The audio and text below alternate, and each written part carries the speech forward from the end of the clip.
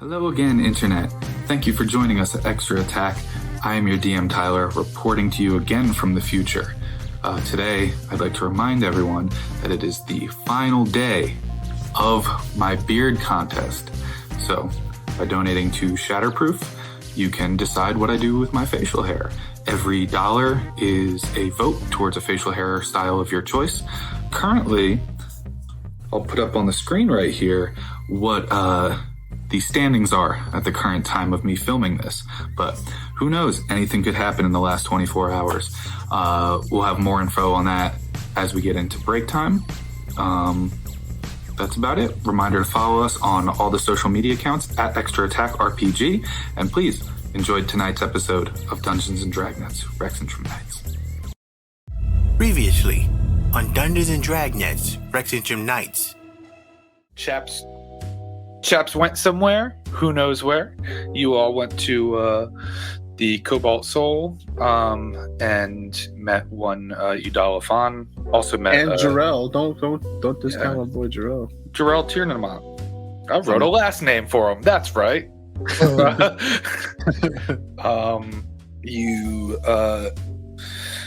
Udalafon sort of clued you in that the Cobalt Soul is not exactly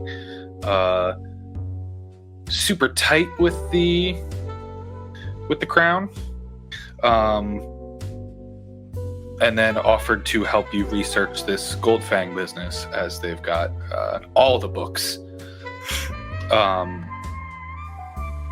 I'm just typing something. EIRA, you offered to stay behind to research, and the other two went off to go find Chaps.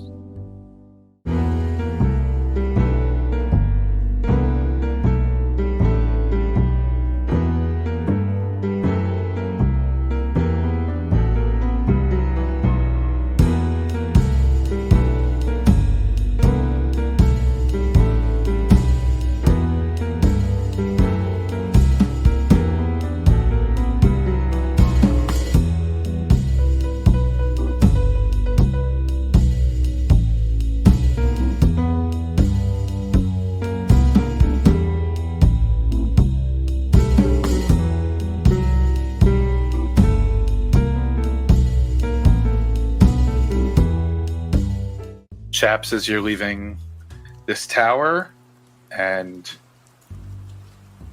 Thrush and Jack, you leaving the Cobalt Soul? Yeah. I imagine they're around a similar time, considering I kind of waited at the base of the tower for a few hours. Where are Jack and Thrush going? Because Chaps has an idea of where he's going. Thrush and Jack, I don't think have a idea in the world. Ding dang clue. I'm just scanning the streets for anybody I recognize or know. You know, since we got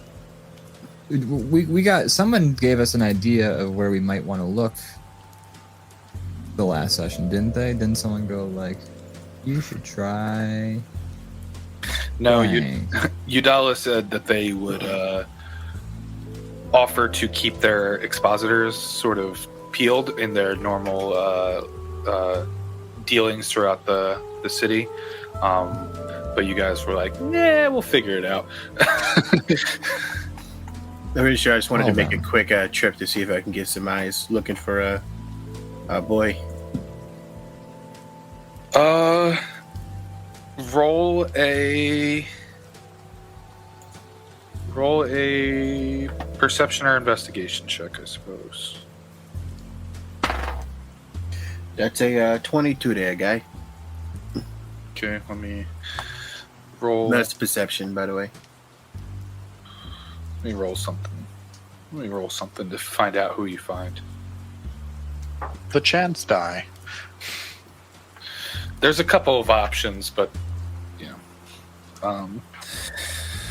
okay, that's fun. Walking around, you're still in the tangles. You're pretty much in the thick of the tangles. You managed to spot a large, not large.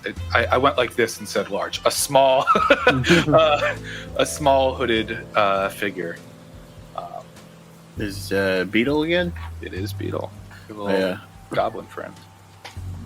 I say, Jack, just don't look too suspicious, I guess. And then I sidle over to Beetle. You notice he's kind of Do that thing again where I'm not particularly looking. yeah, at he's Beetle. kind of looking around. He's like, "How's it going?" He goes, still breathing. That's always a positive, right? Yeah. How did things go down? He goes, absolutely swimmingly. I mean, we found out that our mark was more terrifying than we ever imagined, and pretty much everybody on his side is trying to kill me. So, an average day. Sure. You wouldn't happen to have seen a wolf forged walking around, would you? Big scar on his face. I did. That your guy? Yeah, it's one of mine. Headed towards the castle. I don't know what. Hell, he's doing walking towards it. All right. I don't go past that wall. I guess, yeah, I get it. If you do, by chance, see Flint in the Sentinel, tell him I got some coins for him. Didn't forget about him. Gotcha. All right. I flick him a silver, and I'm like, "Oh, it's a pleasure," and I just walk away. We're doing this check again. God. Okay, this time he actually catches it, as opposed to last time because you flicked it and he dropped it, and it was like, "Fuck, I gotta get out of here." Yeah, he caught it this time. I'm always flicking silver at people. It's not even like a. Is that what we're calling it now? It's like super. God, what a euphemism! Just flicking silver at him. You know what the thing is? It There's a kinda werewolf works. joke in there somewhere. There is a werewolf joke in there. I go. As I leave Beetle, I go up to Jack and I go. Apparently, he was heading towards the castle. Now he said he doesn't go in those walls. Should we just sort of post up outside and just sort of wait for him, or what? What is he doing? Nothing stopping us from going in the walls. Yeah, Beetle. Well- Beetle was essentially saying he doesn't go past the walls into the Shimmer Ward because it's like Do highfalutin. I need to roll for insight to know what he meant?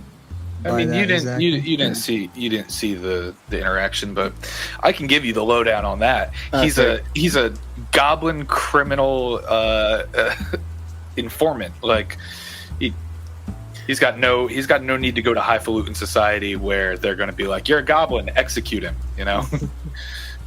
He says Beetle's keeps his head low, not worried about much. Stays out of trouble as much as he can. One of mine, good soul. Anyway, I think we're heading towards the Shimmerwood. Alrighty, well let's make hay while the sun is shining. If I can find another sentence that has more S sounds. It's still drizzling out. Yeah, we just start making our way towards the wall, towards Shimmerwood. Okay. Chaps, Yes. what's your situation here? I think, given that I'm moving from the castle, I'm trying to I basically pull my hood up, keep as little attention on me as possible, and I'm just kind of moving from the castle. And I'm going to move towards the what's it called? The color Court of Colors. Colors. That's what it is. So that's kind of the path I'm heading is direct out of the castle. Yeah, sort of fairly direct. around the Yeah. castle. And then once I get into the Court of Colors is in the Tangles, right? Yes. Mm-hmm. Yes. Yeah. So once I get closer, About as in the tangles as one can be. yeah. But I think once I get out of the Shimmer Ward and into the Tangles, that's where I'm going to start to kind of let myself calm down a little bit. Like, he's been kind of thinking, like, it's good I got the information across. He's just not sure what to tell the party once he's rejoined them. Because he literally did disappear for, like, a few hours. Yeah. It's a cooler, sort of rainy, late morning going on afternoon now. Are you utilizing the hood in the trench coat now? Oh yeah, absolutely. Like, he's literally like, if I have to, if I see any crown guard or anything like that, he's gonna like kind of keep his distance, but and just, I mean, the Shimmer Ward was kind of where we caused a big scuffle, so it's not exactly a place he intends to stay. So he's gonna try and move through it as quietly as possible. Yeah, that was yesterday. Yeah, right. Yeah, that was a day ago. It's not like our faces are well known or anything. Speak for yourself. Yeah, fucking voice of Rexxentrum over here. Yeah, coming from the voice of Rexxentrum.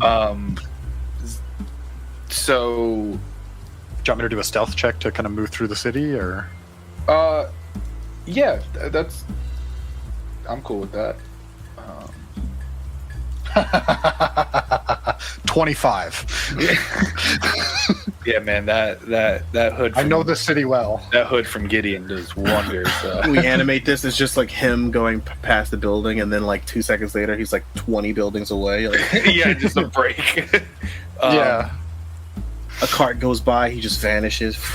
That was a natural 19, by the way. Nice. Now, there's an important thing happening here. The Shimmer Ward has this sort of pentagon shape around, and at each point of it, there is an entrance to the outside, like the surrounding districts, and then at the center of all of them.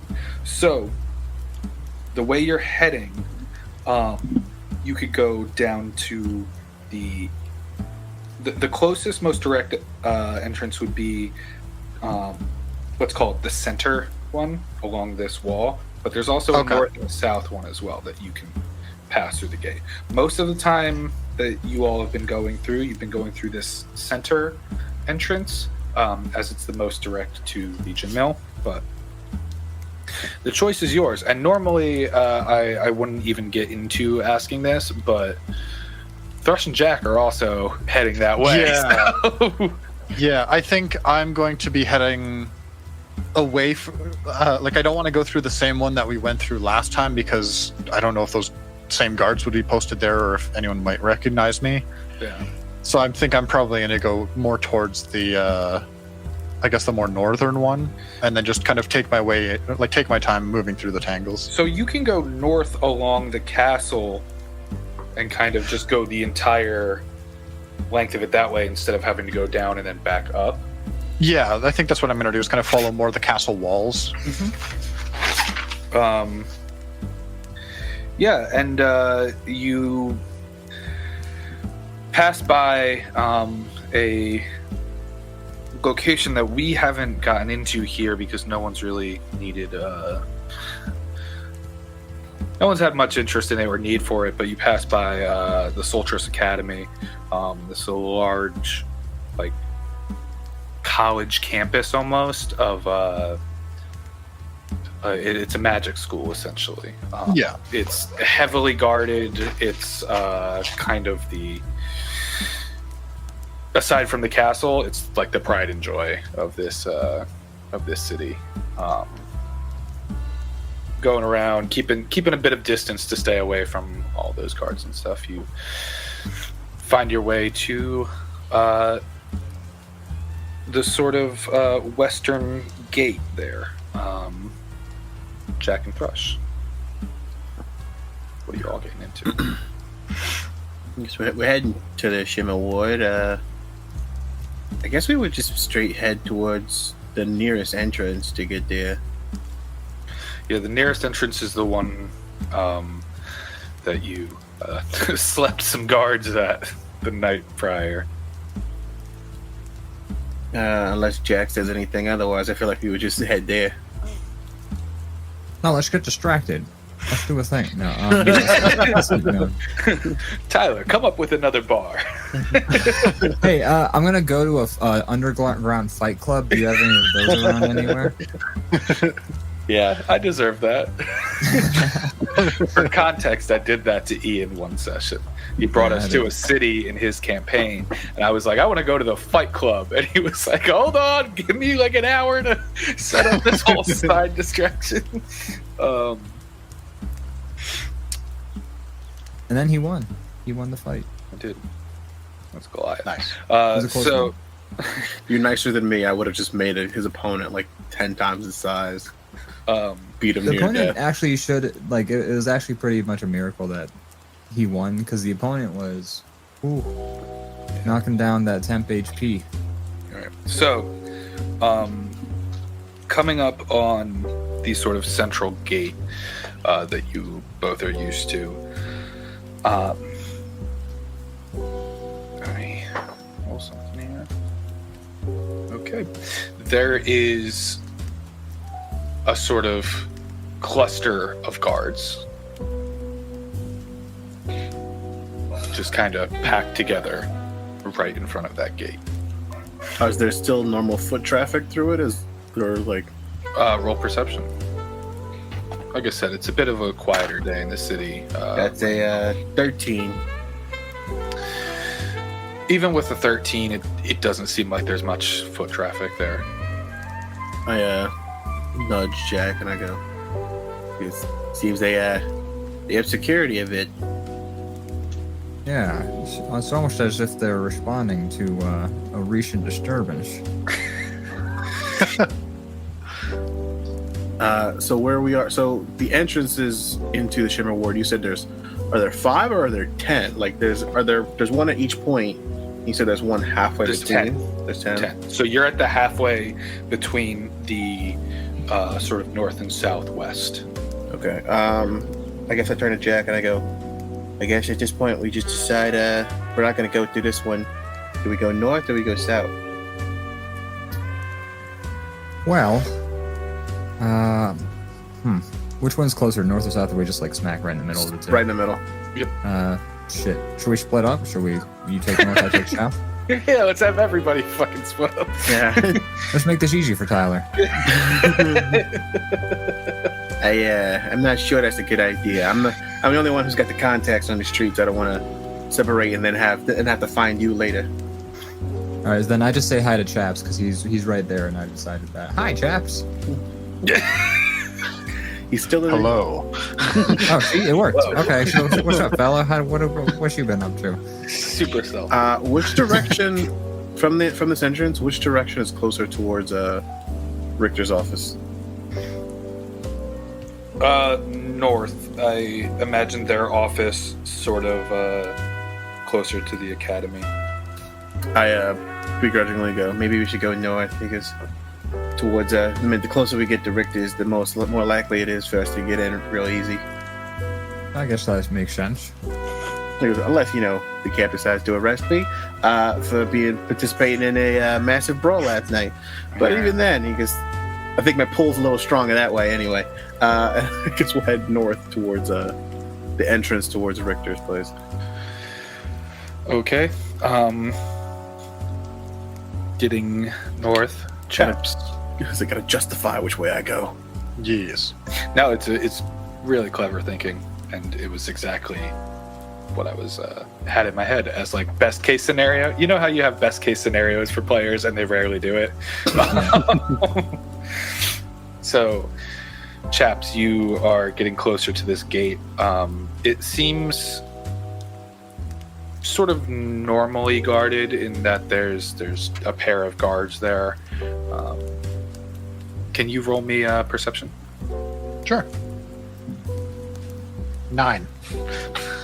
Never mind. I imagine this is probably the gate that I might have come through before to get into the castle. It's possible. Yeah. So I'm a little like, maybe I'm still kind of focused on like where I'm going and what I'm thinking. So I'm Given a that little this less... was a stealth ordeal, were you trying to like stealth your way through the gate in any way? I'm trying to like, it's more of like just casually go by. Like I'm just not drawing attention to myself. Like it's basically he wants to get from point A to point B with as little attention to him as possible. So he's doing it not where he's trying to hide from people, but where he's not trying to draw attention to himself. Can you give me another stealth check with advantage because you had a 25 before? 17. 17? Easy enough. You start walking, and the two guards, they recognize you from before. This is kind of towards the end of their shift now. So they look and kind of look at each other and kind of nod at you, just let you pass. I kind of like, I see their nod and I just kind of like nod back in response and keep going. Jack and Thrush, can you roll me perception?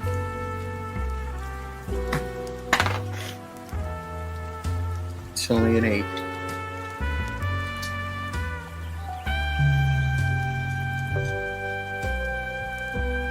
Jeez, gotta click the wrong button. Not have to reopen D&D Beyond. God damn it. It's at least a 13. Does that help? Or it's 18. 18? Yeah. The huge difference between those two is up against Chap's stealth check. As Jack, you notice a hooded figure kind of stalking through the street. You catch a glimpse of a sort of metallic cheek or something. But for all other purposes, this is a trench coat hooded figure. I'm currently just like, Yeah. Where's the big blue building? you see this metal bastard? Wait, are we going up against Chaps? Has Chaps already done his stealth check? Or Yeah, it was a like 17.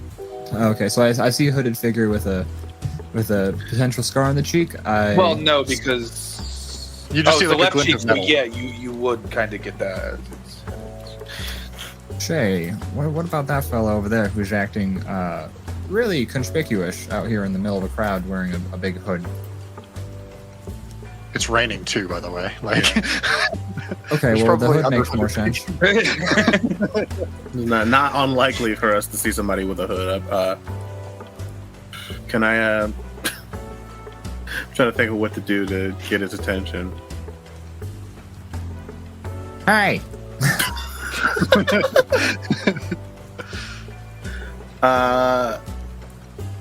With Jack, call. I was gonna think of bird call or do like how close? Like if I said something, would he hear it, or do I have to like yell? He's probably 60 to 100 feet away. Yeah, that's pretty far. Yeah. You would have to be fairly loud. I make a loud bird whistles like in that direction. Few people kind of look around. Chaps, you hear just a strange noise coming from kind of behind you to your left. like back towards the gate. A little south of the gate, but sort of in that direction. I'm gonna stealth up on this hooded figure. I perform a sneak attack. That's what I was hoping. Right through, PvP in broad daylight. right through the back, just Yeah, roll your stealth check. Jack. I mean, I'm like actively looking around, so I guess I'm looking to see. So he's gonna basically, I'm gonna look for them, and he's gonna fucking hide on me. Hey! I rolled a 14. I got a dirty 20. he just like hides behind like a cart. He's just up against the wall again, like he was in the sewer. It's just... I see them, and I'm just like, "The fuck are they doing here?" I'm just standing there. I made a loud noise, and I'm just like T-pose. Oh my God, he's flexing on us all. Establishing dominance in the situation. Right. I see them both, and I'm just like, and I'll like kind of like move my hood enough so they can see me, and I'll start walking towards them.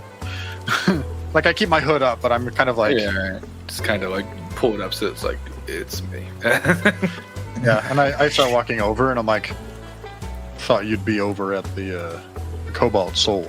Yeah, and thought you would be there when we woke up in the morning, but there's surprises everywhere. Say, we thought you'd be around at all. Sorry, had some personal matters to take care of. Oh, so we're past leaving notes. We're not, not. I didn't have any paper. Buddy, you're made of wood. You are paper. I'm not made of wood. I'm made of metal. You're part wood, warforged, or part wood, part metal. I'm not going to strip some of myself to leave you a note. I knew I'd be back in a couple hours. Look, okay, don't try and act like what you did was something. Oh, I just slipped out. No, you disappeared, and then right after a big confrontation last night, couldn't find paper, buddy. Fucking cell phones don't exist. Paper is abundant. Okay, so people write notes. Given everything that's gone on, I needed at least a little bit of space to clear my head. Understandable, but you leave a note is all I'm saying. Just some way of keeping us in the loop so we didn't know you just like skipped town and left us hanging out to dry, just something, some sort of inkling somehow that lets us know, hey, I'll be back in a few, I'm alive, I'm well, I'm not currently selling you out. Just small amount of courtesy. Who went to go pick up some cigarettes, yeah, not betraying you, talk to you later at the Cobalt Soul. Definitely still alive. Next time I say I'm out for milk. That's fine. Literally just let us know, though. So that's all I'm asking. I'm not saying you have to tell us, where you're going. You don't have to like hang out with us 24/7. But just if you're gonna disappear for a few hours right after we saw a man sprout tentacles out of his face, maybe just let us know. Appreciate it. Anyway, did you take care of what you needed to take care of? I did. Good. Anything we should know? We'll be meeting someone soon enough. Someone that can help us out. Where he went in no, I got it, Jack. We got it. I'm just saying, it's rude. The sassy Jack clarity is kind of eliminating, to be honest. Anyway, we got a hit at the Cobalt Soul. So perfect. If you would mind, we're heading back now. That's where I was planning on meeting you. There's a new bartender. Well, she's not new. I guess she's been there a while. But there's a bartender who's not Mara. So just be prepared because it threw all of us for a loop. I'm pretty sure you would know, Jack. You realize I've been there probably far more than you have. Well, look, I think I know everyone that works there. We didn't know where you were 3 hours ago. So how can you know where you've been your whole life, okay? You know who I've been working for the last few years. Yeah, do you leave them notes? I'm sorry, okay? It's just... Jack, you're a lot more passionate about this than I thought you'd be. It's pretty funny. I'm used to working solo most of my life. Well, guess what, pal? It was rude. Is all I'm gonna say. I'm done. I'm like holding back Jack. I'm like hand on his chest. I'm like, hold me back, bro. Hold me back. Please, hold me back. It's all right. It's whatever. It's the monologue music is flitting in and out. He's just unhinged now. When he had left without a trace, I'd start walking away. It would have been super. It's rude not to leave a note, right? Like I'm just saying. I kind of like just shake. I don't say anything. I just give him a shake. Like if you're gonna disappear. Hey, Jack. I'm disappearing into the crowd. 1 second, please. he's already leaving. It's rude. Okay. They're leaving. I guess. Okay. I'll fall off. Do like a that quick like hop, step, sprint to catch up with something like, and like, you know what I mean? Like, we all know exactly what I mean. Just like, Oh yeah. all right, we're back. And then Don't make me misty step again. I'm not wasting their spells on him. Yeah, I walk up next to him. Me and Jack catch up to Jeff, and I go, yeah, apparently we're gonna get some help from the Kobold Soul on this one. Just a bunch of interesting people. I will put it at that. Anything I should be prepared for? Nothing. Just keep your pronouns in check, I guess. Is That's a good point. That's generally normal good. stuff. I'm pretty sure good we're all, as far as we're all concerned, we're all very good at making sure we identify people how they want to be identified. So, also, it's a really big library, and if you're in the books, this might be a place. Generally not, but maybe. Wouldn't know. I got a little bit of information that Kai's got a meeting coming up. Well, we know that we need to make a move quick, so maybe that'll come in handy. EIRA. Yes. So you are staying behind at the library of the Cobalt Soul.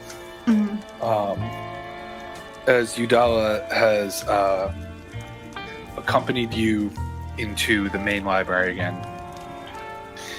and they sit you down at the table, and they go off for a good couple of minutes. When they return, they just got like like a comical stack of books. They go. I imagine you just see my eyes like looking up over the. Very well. This is a good place to start. To start? This is just the start? Well, I do not know exactly what you are looking for, but this may help. Also, they go into like a pocket in the ornate robe, and they pull out a small, like, hinged box. This may help fun of you. I'm gonna open the box, I guess. This is a small, sort of like drop shaped, like raindrop shaped stone. That's like a cloudy pink. Oh. Do I know what it does, or is it just? Udala says, as keepers of knowledge, we tend to, you know, put it here, put it there, and it kind of just starts just kind of circling your head. What is happening? What the? This is a gift from Ayun. It may help. Fun. Hark. I was trying so hard. So hard. You, one of your friends, have me help. I, unfortunately, am busy, so I leave you here. Please. And they kind of just nod and walk away. That is an Ayun Stone of Protection that they just gave you. Okay. This will add a +1 to your AC, but I believe you need to be attuned to it. So whoever's like really needs to be, protected a little bit. Yeah, it does require attunement. Cool. Probably Chaps, because he's been down the most. I definitely get into the thick of it. Yeah, right. I guess I'm just gonna like leave it on though while I'm looking through books, kind of like, you know. Just. Yeah. It's kind of calming. It's not doing anything for you protection-wise because you haven't taken the hour to attune to it yet. But I just think it's fun. Yeah, it is definitely fun. Hey. Can you make an investigation check to go through these books and see what you see? I sure can. Where's my investigation? It's a +4. I rolled an 18, so that would be 19, 20, 22. 22. So reading through and trying to figure out there's a lot of books on like dark magic and sort of things about the betrayer gods, the abyss and the hells, just sort of sources of dark magic, different sort of lesser idols that have given people certain abilities, and coming through, this seems like a very this seems like it's an influence from a demonic force, which is indicative of the abyss, which is sort of the dark chaos realm. Yeah, that kind of seems in line with the type of abilities and the type of mannerisms of that place, as it's a chaotic realm. As eventually the rest of the group finds their way into the library, walking into that large central spire chamber again. Do I see anything about nightmares at all in the book? Roll another investigation. Okay. 13. 13. Not much, but the imagery you noticed seems to be in line with somewhere the sort of darkness made manifest definitely is in line with the abyss, whereas the fire iconography is a little more in line with the hells. Yeah. Okay. Yeah, as you all walk into this large central chamber, and you just see EIRA hunched over like a stack of books, kind of going through. With a fun new little hat. Yeah, with like a little... I go, she definitely didn't have that when we left, right? I'm not... Jack? Yeah, I'm pretty sure. It's a new thing? Okay. Hey, Ida, you find anything? Oh, yes, I did. Hold on. And then I take the stone off. Yeah. And then I just tell everybody, this is a stone of protection. Chaps, I think maybe you should have it. I appreciate that. And I'll like take the stone and I'll take the goggles off and I'm like, maybe you can hold on to these. And I'll hand you the night vision goggles. Ida just like looks into them and is like really excited about it. Puts them away. Yeah, they are goggles of night if you want to add them. Alright, On a protection. Hey guys, so I've been reading in the books and it kind of describes what we're going through. Do you want to take a look? And then I push like the book towards them on the pages that I've like marked. Yeah. This passage that you found is on the displays of abyssal power, sort of tales of the original war with the gods, the betrayer gods, some of them from the abyss, most of them banished sort of towards the abyss after, and you can find sort of accounts of demons that were summoned to fight on their behalf, that use strange sort of tentacle-like things, strange sort of dark blood magic and the like. And I'm throwing my finger on like some of the imagery, and I'm like, this is kind of what I saw in my dream, actually. Question for the GM. Would Thrush be aware? We are in the Dwendalian Empire. Mm-hmm. Would Thrush be aware of the permitted pantheons within the Dwendalian Empire? I mean, I've lived in Rexxentrum my whole life, though. Yeah, likely. Oh, jeez. And if I have that knowledge, would the permitted pantheons line up at all with anything from the Abyss? No. Okay. I guess with that knowledge, I'll turn to the gang and I go, this is, I wouldn't say good, definitely not good, but...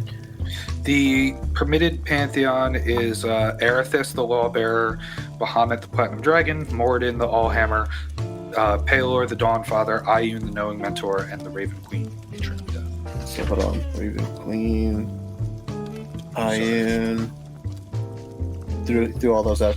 Erithus, Bahamut, Moradin, Raven Queen, Ioun, and one more? Pelor. Okay. I look to the gang and I go, this is okay, bad and good at the same time. Check this out. If Goldfang is utilizing power from the Abyss, that means not only is he a right bastard, but he's breaking one of the biggest tenets of the Dwendalian Empire. That means he's utilizing powers from one of the banned pantheons. And if he's doing that, then if we can get this information to somewhere where it counts, not only can we remove him properly from his station, but he'll be punished severely for this. This is not something that they take lightly here in the Dwendalian Empire. There's a reason that only certain pantheons are permitted. Now, me, I chose not to follow any particular god, but I know about all of them, songs and whatnot. You sing to your audience. But if he's utilizing power from the Abyss, this does not reflect well on the crown. So if the crown knows, then they might bring the hammer down. Because if anything, it'll make it so that they can't sweep this under the rug. If people know that one of their top guys, the guild master, is utilizing powers from the Abyss, there's no way they can spin this without having to sink, Goldfang in the end. So we get the word out that he's a monstrosity, and then I don't think getting the word out is going to do it. We need to give proof to several parties. So we're trying to gather an army against Goldfang, yeah? Of course. Well, the only thing that I feel like makes sense at this point. There's witnesses that were there, right? That we could maybe ask. Because, but I don't know how many of them are being willing to be, none of them are particular character witnesses, We deal with criminals and those alike. Not sure if, Do you think your captain might be willing to let us interview one or two of the men they put away for maybe like their freedom or something? Not sure how much pull I can get from the captain. I kind of disappointed them with a last shit show, but if we are to get rid of Goldfang for good, this is good information to have. Now, how we stop him, that's a different story. Anything in your books about that? I didn't see anything right off the bat. I might have to keep looking. Yeah, this book that you're currently in is about like the calamity and the sort of wars where the only thing that stopped the gods was other gods, so there aren't many instances from what you found so far of individual like demon pacts and how to stop that. And for the imagery on your dreams, it's in a book about stories about what's known as the Blood War. It's kind of this folklore about this ever-raging battle between the Hells and the Abyss. And so you see lots of fire versus darkness and clashing and stuff. But that seems like a spooky story. Well, maybe we should keep looking, see if we can find anything else before we make our way somewhere. Can I go look for what was his name again? Udelafon? Did I say that right? Their name, Udala. Or their name. I am so sorry. Okay. I'm writing this down so don't forget. Can I go look for them? And to see if I could find another book or so? I mean, you can try, but they said that they were busy. Being High Curator. Maybe the other guy could help. Yeah. I guess I'll just go look for anyone that I think would be able to help me. Roll perception. That would be a dirty 20. Dirty I rolled 20? a 16. Yeah, you can find Jarrell again. He's right now his post is kind of a big cart of books, and he's organizing and putting things back. Hi, excuse me. Are you busy right now? Oh, a bit, but what can I help you with? So the books that I had got were super helpful, and was just looking to see if we could find something a little bit more specific. Right, in what sort of regard? Stopping something that's coming from the Abyss, please. And she smiles.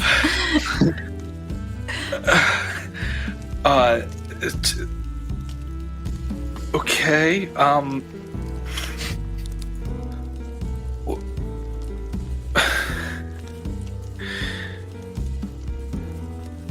you're going to have to be more specific, please. This is... Right, so, and then I just lay out the whole situation.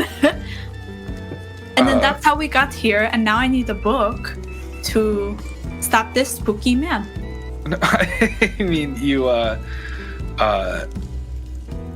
did tell him before what, Well, I meant, like, telling him what I found in the book. Yeah. Oh, okay. My mistake. I also should have been more specific. Yeah, right. To see, well, you're right, there's many tomes and stories here. These things may take time to find. You're welcome to spend your afternoon and the better part of an evening here with us if you would like to do that. Hey guys, and I turn around and just shout to them. Yeah, essentially, I'm not giving you Deus Ex books unless you're really willing to sacrifice like the rest of your day. Yeah. I like to think we all just like lean over a stack, like yeah, just like three, like Thrush, and then Jack, and then Jack. Yeah.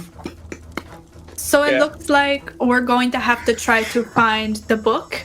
So we could either stay here and find it or go get the information. We could try to split up again. I don't know. What do you guys think? Well, our options are be back out on the streets where we know that certain members of society are trying to murder us, or just hang out in the library and look for books that might contain information to save our asses. So... Well, I have a feeling I know which way Rush is going to vote. I mean, I don't have any other business to attend to today, so I don't mind staying here. Yeah, you will have to at some point tell us what the hell you were doing. But I'm fine with hanging out and doing some research. Like I said, I'm not big on reading, but I mean, I know how. Yeah, it's not my favorite way to spend the day, but might as well if it's gonna Help me live to see more days.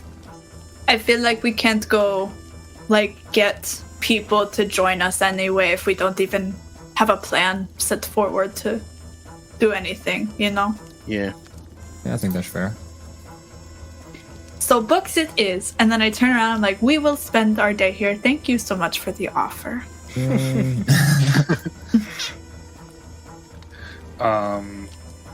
Sorry, I'm looking up things to give you real quick.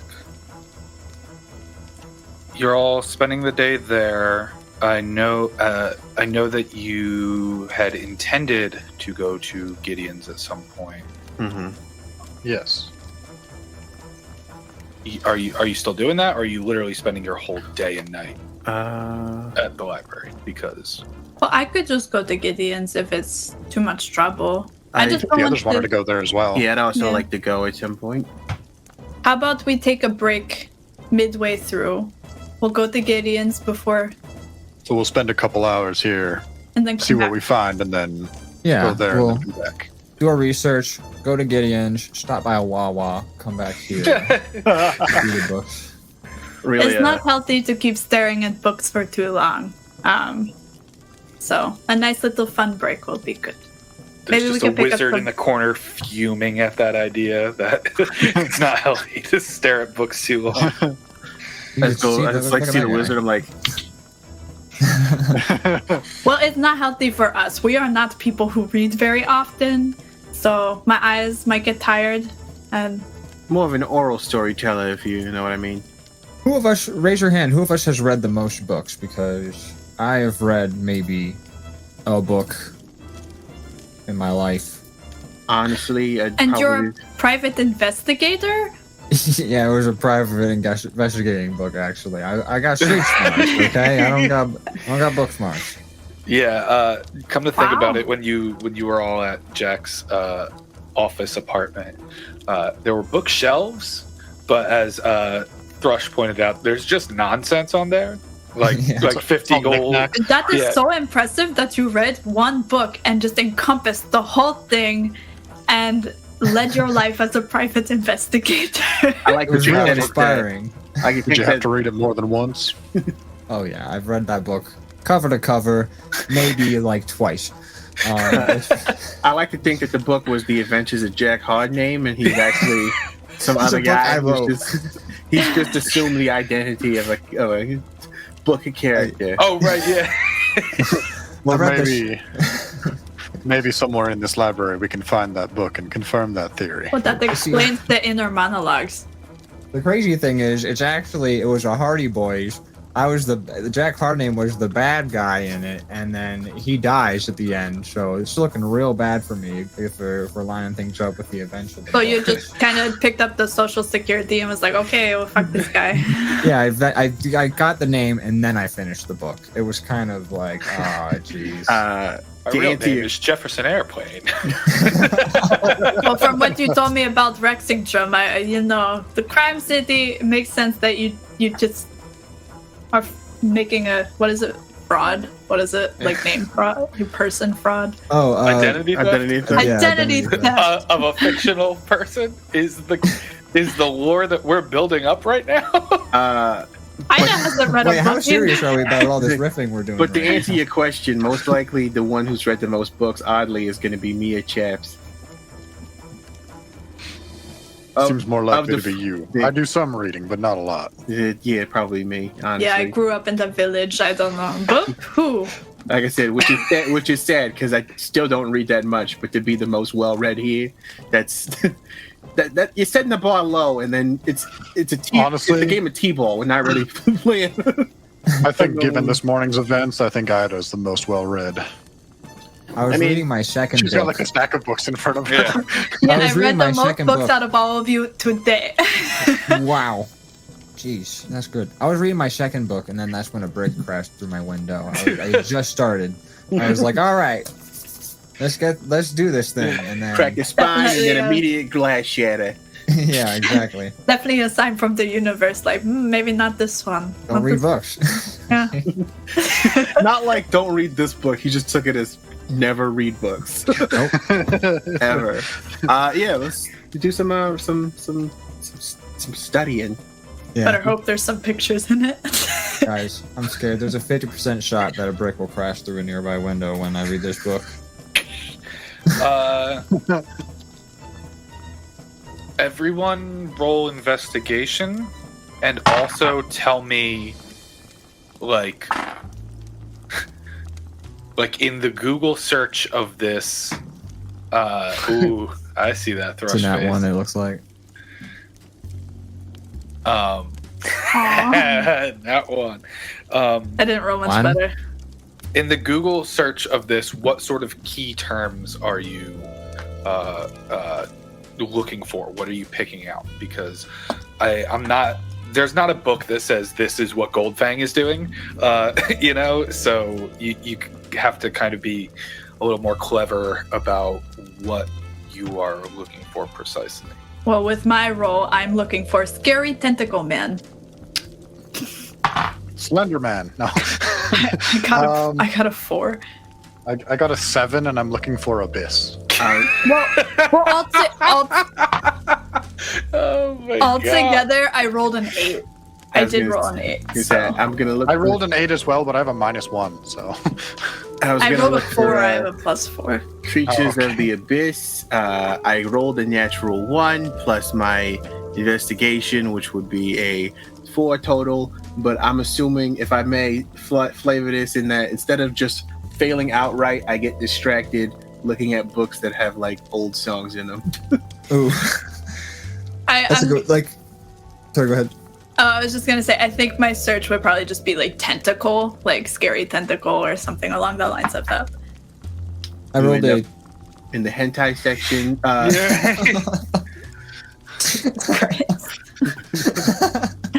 I'd like to ask what that is, but I think we all know. Could you imagine? Just listen, they've got to archive everything.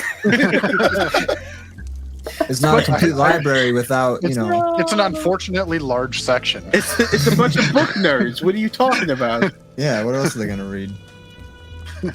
I mean, Hanging out 7 at the o'clock, time to enter the special section. watch you try and go into that section, and they're like, not until after like 5 o'clock. Yeah. Jack, what did you roll? Speeds. I rolled a magic number, and Is it like a 21. what's a magic number? 21. 21? But I was gonna search like history of the king relationship between like the kingdom and the abyss. Interesting. Okay. Yeah, I rolled low, so I'm just looking for Abyss. Yeah, right. Sorry, going into the history here. Come on. Fucking. There is some interesting stuff about the history of the Empire.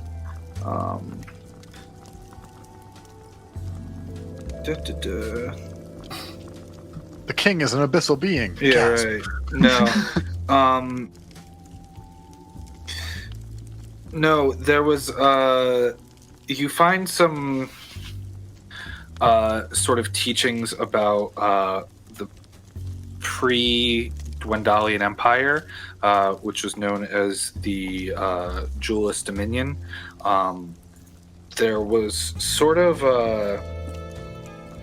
some people in the area who worshipped a primordial fire sort of entity that lived beneath the mountains.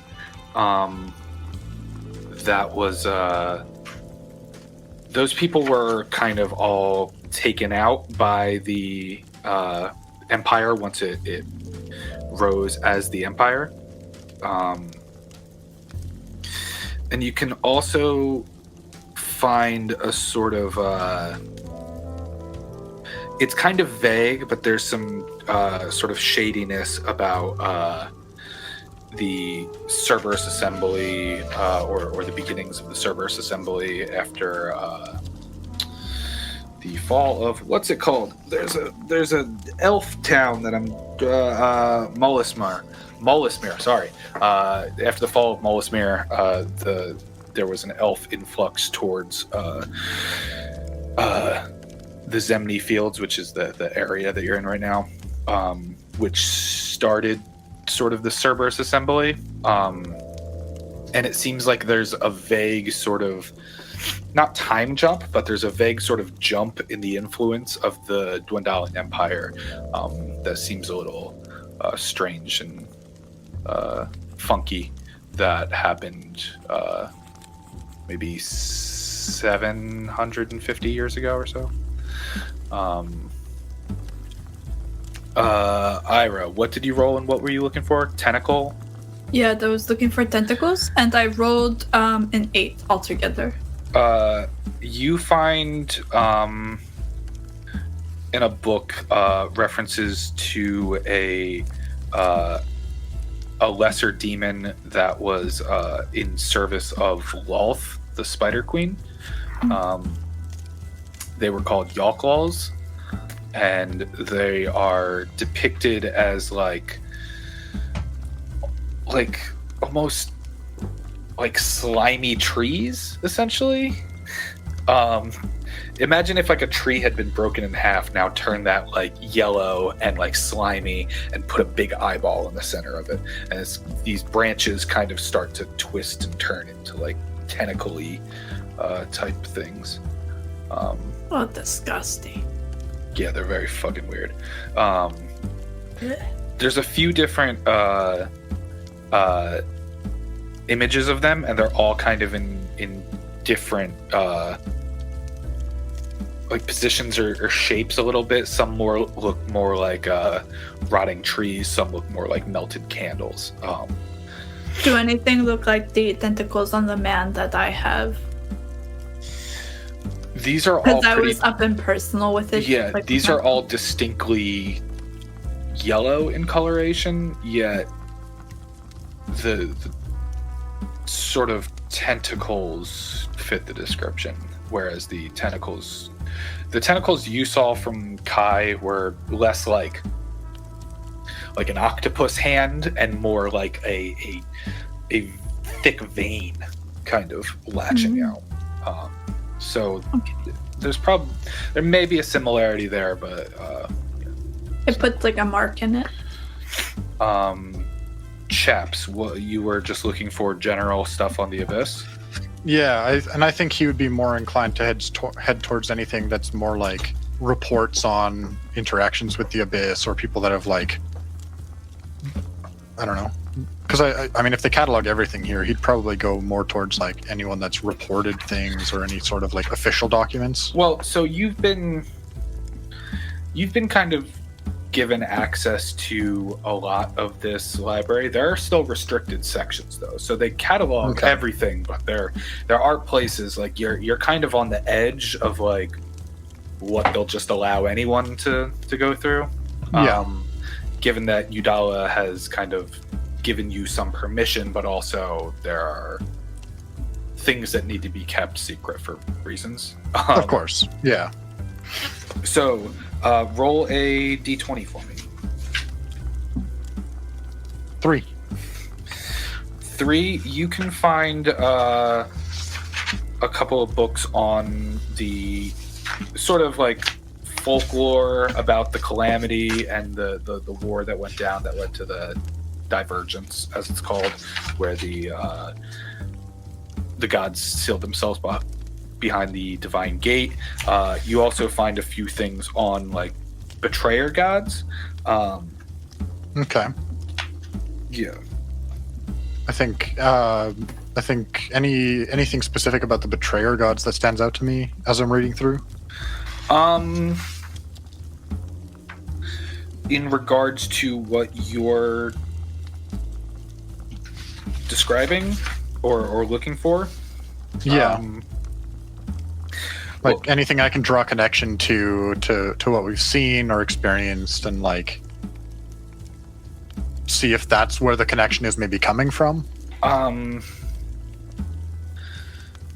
There is a depiction of a god known simply as the Ruiner, who is this sort of like hulking like massive, twisted, sort of dark creature that has one eye and like an empty eye socket. But it looks like his face has kind of been beaten in and twisted so that the eye is kind of closer, almost like a cyclops look. Okay. There's plenty of writings about Lolth, the spider queen. She is essentially a giant spider creature who Makes sense. Can sometimes be seen with a sort of there are some depictions throughout history of her as like a purple-skinned, white-haired woman. There are other depictions of her just as a straight-up spider. Who the hell? And then there is another. There's another writing. There are other writings about just kind of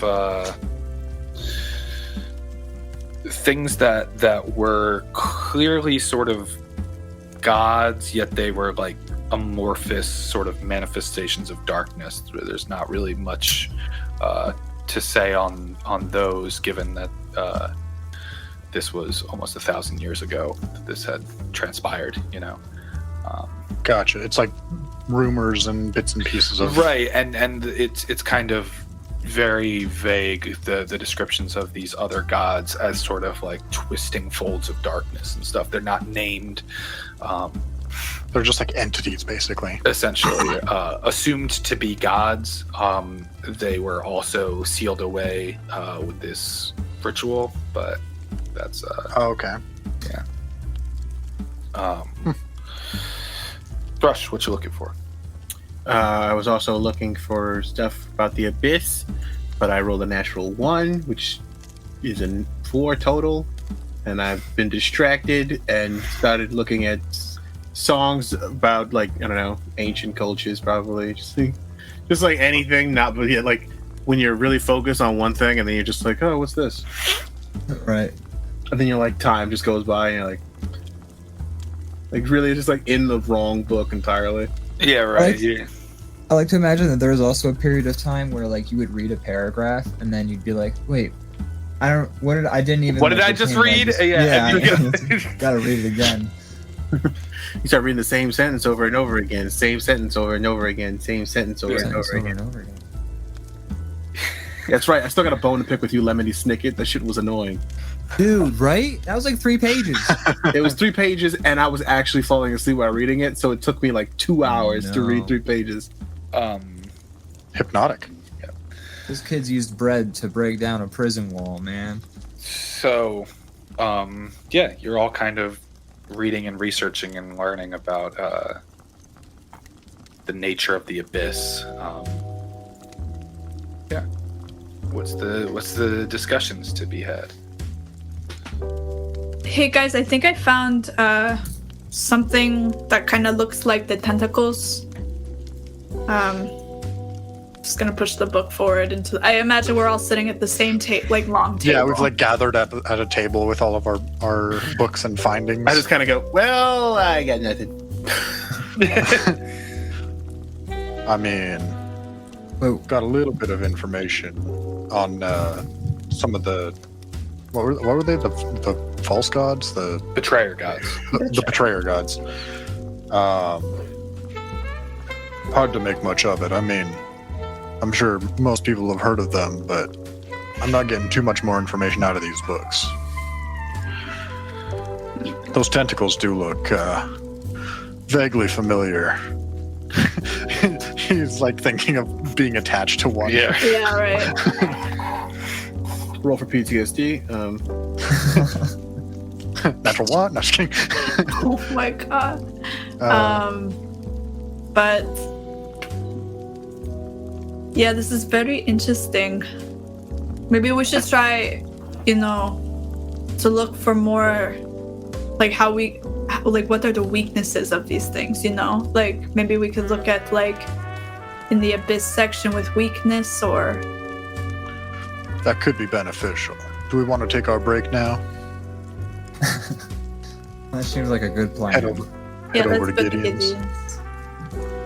Give ourselves some time to think about what we've read. And also, I relayed everything I read from my books to the group. I hadn't said that before. Go ahead. Yeah. What was the main thing that you found about? It was the elven influence. Yeah.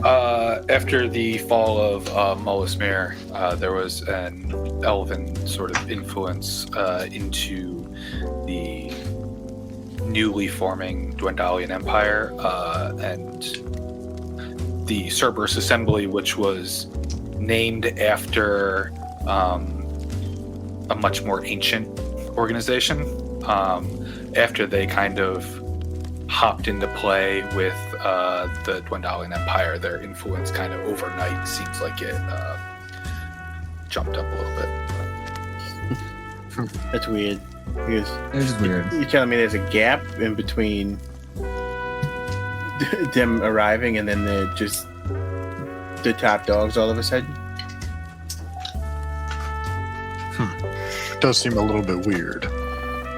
No, I mean, weird, yes, but unheard of, absolutely not. Because I don't know if you know anything about the Empire, but it operates just like any other power structure.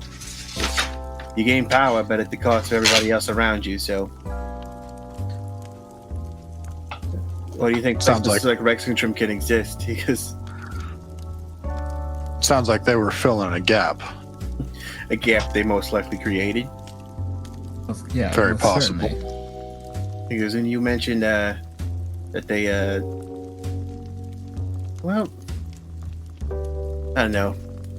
I guess They were allied with, or they went, they had involvement with the elves, and I do speak Elvish. Perhaps we can find a way to sort of relay that to the kingdom,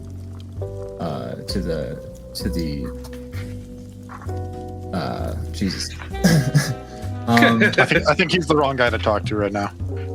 There's a lot to take in. There is a lot of lore there. Yeah, I mean, you guys are I have to take a researching nap. pretty heady shit. Yeah. I think just dealing with the abyss thing. I can imagine it wasn't always like a no-go for the Empire, so maybe this isn't something from out of nowhere. Maybe this is something that they dealt with before. Maybe That is possible. Maybe it's the reason that only certain deities are allowed in the Empire. Maybe in their fight against it, they've learned its weaknesses, as Ida was saying. Perhaps. Anyway, you guys ready to go to this store? What is this place anyway? Wawa. Yeah, Gideon's garb. I'm gonna go grab me a hoagie, a tasty cake, one of those Yeah, half-gallon iced teas. Those things are really good. Those Oh, sound yeah. good right now. Get those pretzel twists. It's not sponsored by. Just maybe some mac and cheese. But to get through, we got to get to the parking lot first. That's the most dangerous place that's ever existed. That's true. There's like a 50% chance somebody might try to stab you. Yeah, but the odd thing is, once you get past that, it's the nicest place ever. Everybody friendly. people opens the door for you, like you don't even need to know them. They just like hold the door for you. Right. Yeah. You'll find Then the you're ni- outside. you'll find the nicest, meanest people at the doorway of a Wawa. It's absolutely insane. It's truly a trip. to It be truly there is a sometimes. magical place. You know what I'm saying? Yeah. There was So the a challenge is getting to the door. Tyler, you ready to go? While I keep venting about the Wawa parking lot. yeah. I was looking for a small piece of lore that Which Wawa? is kind of inconsequential to the story as a whole, but may come up based on the line of questioning that you guys are getting into. So I'm like, I want to know everything, and you guys went from here's our interest in Rexxentrum to let's find out the history of this empire. the classic scene. I can sing you a song. We're trying to learn. We're learning how to present a case towards very powerful people against another powerful person. No, It's like we're trying to become lawyers overnight. Like, right, yeah. Dude, it's my favorite scene in all of the like fantasy films where they just stop what they're doing and just read for a whole day. It really helps the pacing of that shit out. You know what I mean? Yeah, that's what we need at the end of every like successful TV season is just like going into that climax, just stop the whole episode and just watch the characters read. Yeah. reading montage. So you're all going to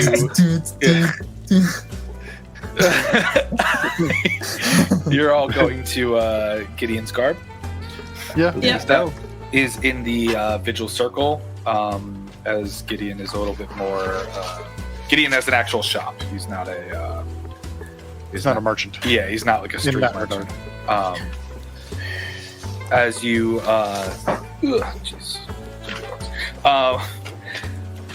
as you walk through, the Tangles going sort of southeast from the Court of Colors towards the Vigil Circle.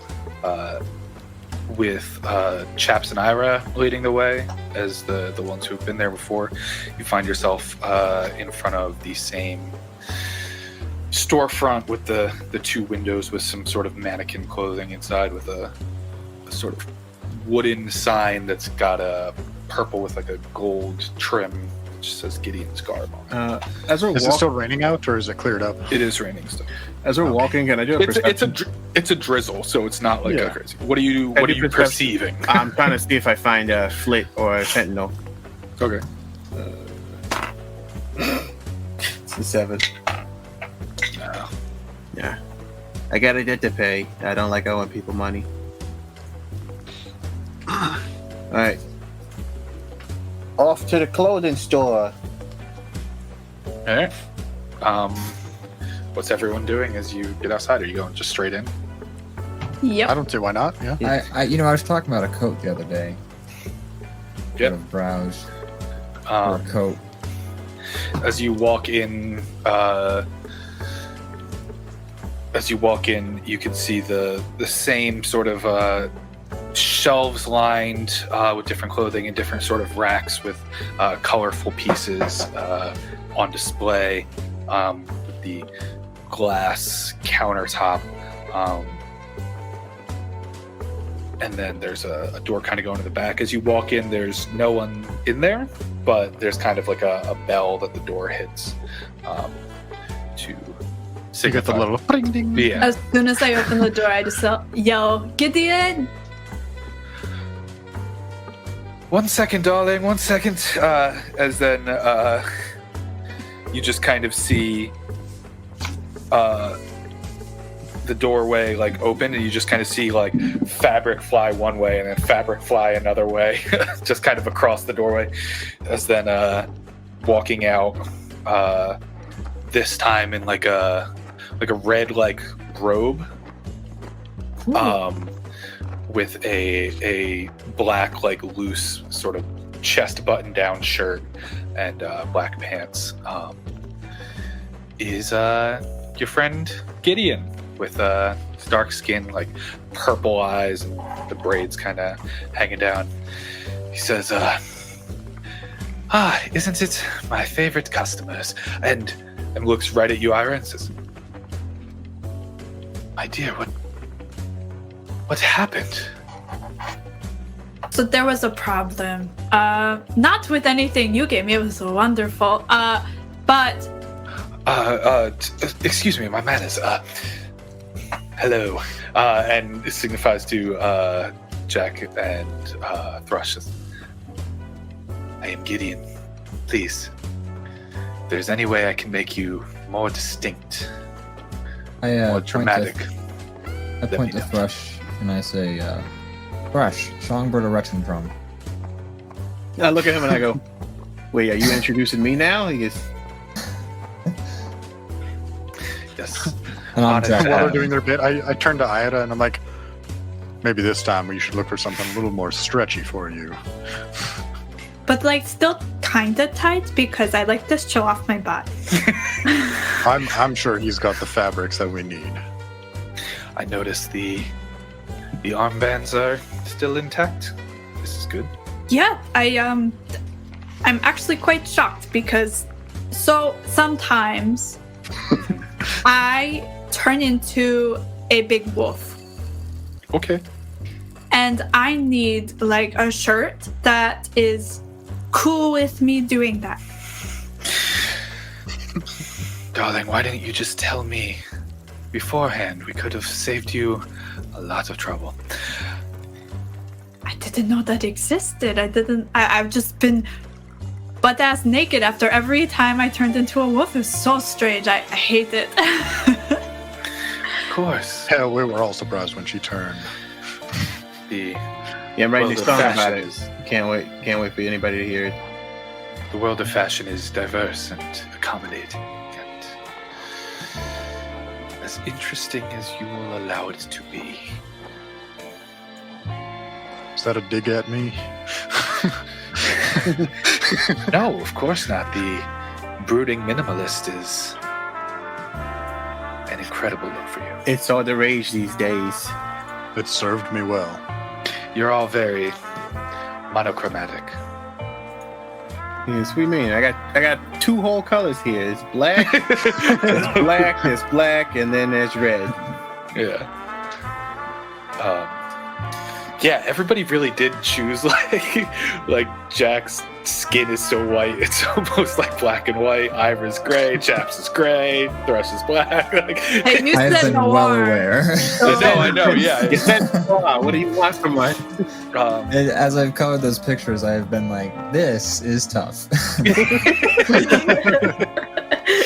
I mean, we're basically coming out of a black and white film. Right, I mean, yeah.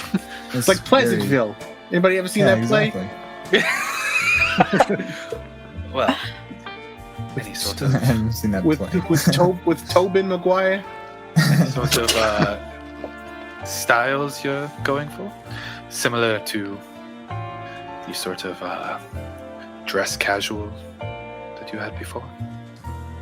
I was kind of thinking, like, you know, I kind of want what I want before, but maybe I have a few buttons undone, so it'll be kind of like, hey, you know? Not conducive to the bow tie, of course, but... Yeah, the bow tie's gone. And the tie? I think I misplaced it. Well, Wait, no, I like to imagine there was just a werewolf wearing a tie. no, the werewolf was wearing the bow tie, but as she got bigger, it kind of like busted off. So. I know, but so like a giant werewolf, but it's got like a bow tie. it's like a terrible ripoff of Donkey Kong. That's what your. I was gonna say that was your improv dungeon, right? Yeah, I should have done that. I did have a werewolf. Business werewolf. There was a werewolf, a were-dog. Yeah. It was actually just a giant dog. Turned into a man. So Something like that. I don't know. I was so sleepy. As he turns around and he starts to wave his hands, and different sort of clothings come out from behind the door, and different shirts kind of make themselves present. You notice it looks like 5 different just button-up white shirts. As he goes, he's looking through, he's like, no. Like, they all look identical, and somehow he's like messing with all of them. He's like, this will never do. I feel like I'm sitting behind him and I know nothing about fashion. I'm like, what about? And he's like, this won't do. And I'm like, okay. Hideous. Not your color. And I think while he's doing that, I'm going to wander off into like the coat section, like the long coats. Right, yeah. And I'm looking for, because I remember Ida was very fond of Armand's jacket, and he's going to look for something that's like similar to that, but maybe more fit for her. Right. Fur-lined. Yeah. As he's going through, and he then grabs one and just stretches his arms out, and the entire thing like goes with it. He comes back in and is perfectly back to form fit. He goes, perfect. And I think this will do the trick. I'm going to go into the fitting room. Thank you, Gideon. And then I just like walk in there.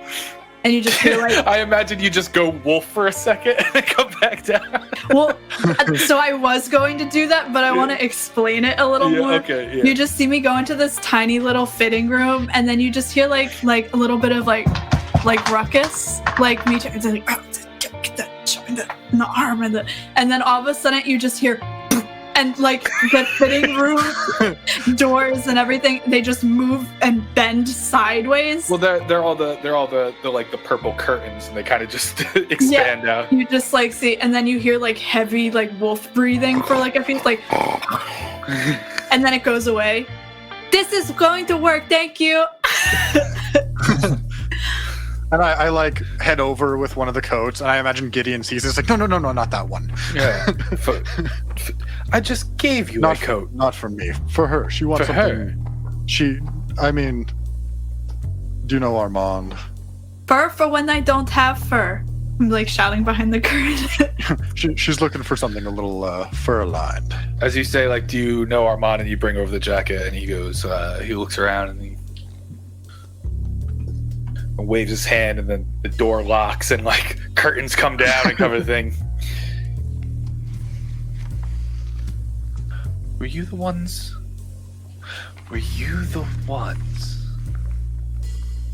I'm just gonna say yes. Huh. This is very interesting. Armand, is it? Right.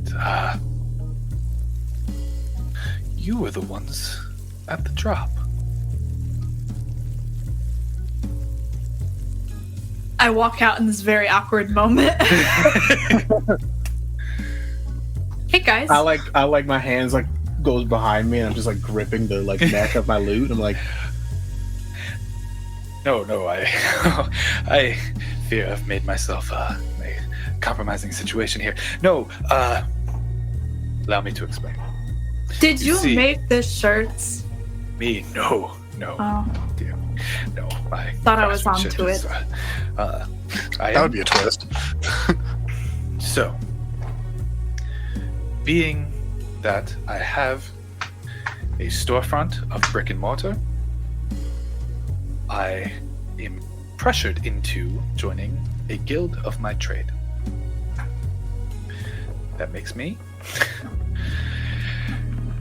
if you must label it, a seamster. and what would you call it yourself if you had to put your own label on it? Oh, tailors and haberdashers, and there's so many fantastic sort of titles to bestow upon one of my craft, but feels like a joke. Hey, they just call me a bard, but I get you. I'm way more than that, but You're a songbird is what you are. you goddamn right. That's what I am. I loosen the grip on the neck of the loot. It's very funny that I don't go for my bladed weapon. I immediately go for my instrument. This makes me privy to certain dealings amongst the guild. You all have found yourself in quite a mess. That's putting it lightly. What the metal man says. So, clearly you're here to update your wardrobe. I understand the covert nature now. Very good. Very good. I did roll for coats when I first walked in. And I rolled an 18. What type of coat you looking for? A cool one. Very subjective. It doesn't help. like a trench coat, like a private detective would wear, but like newer and cooler. I've been looking at the cashmere section, but I don't think that's going to be the look. Especially if it gets wet, it's going to be just a pain to clean. You don't think that's going to catch on? No, I don't think the cashmere trench coat is going to really pop off. It's like a whereas CHAPPS is like a very like leathery sort of thing. you can find like a couple of like a more like brushed leather, not so much that it becomes like suede or anything, but you know that like yeah, it's like a brushed leather. That's kind of the only way I can put it. And you can find a couple different colors. You can find like a tan and like light grays. You can find like pitch black ones. You can there are a couple different sort of detective style coats like that. They each have like a very thin like wool lining. So like for instance, the black has this contrasted white interior that's kind of cool looking.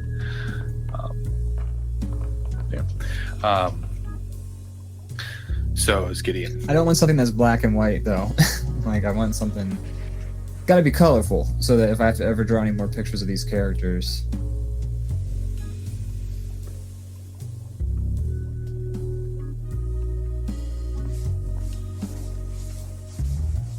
Okay, so sorry for the tech interruption. That seems to be a theme of our show.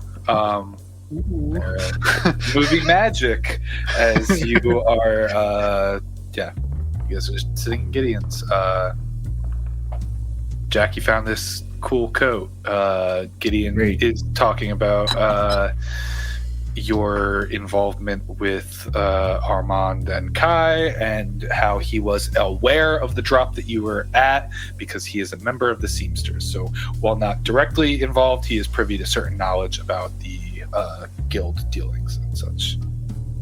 Yes.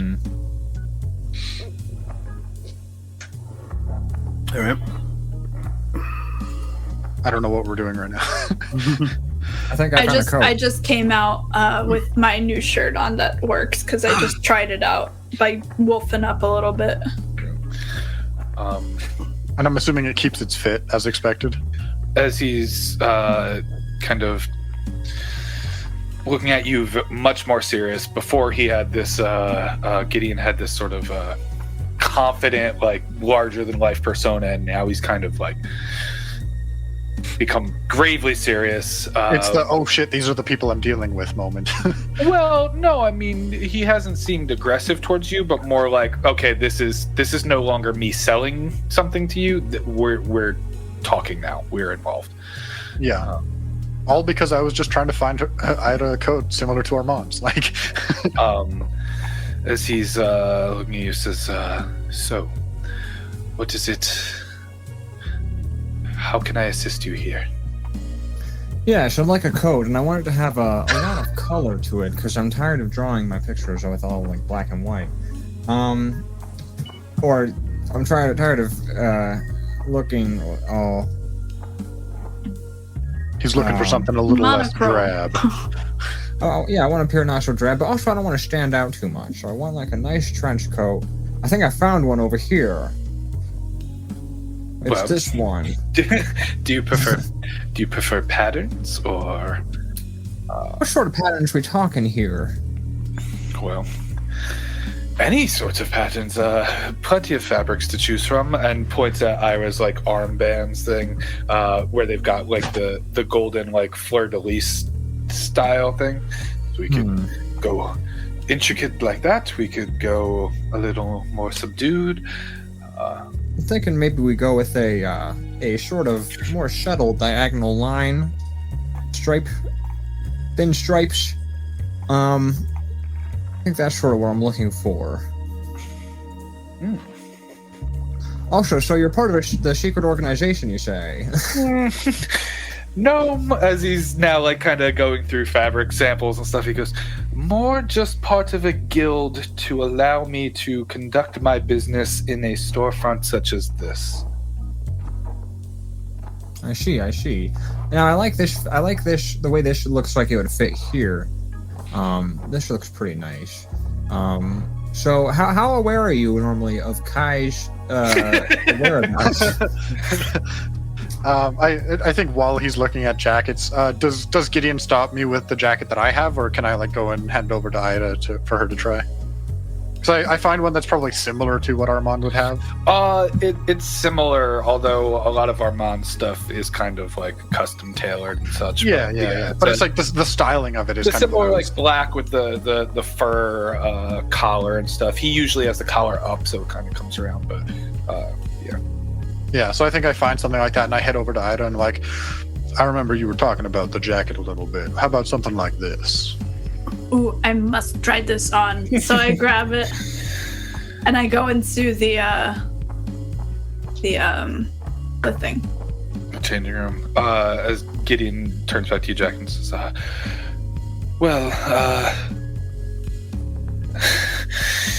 know he's not exactly the most, how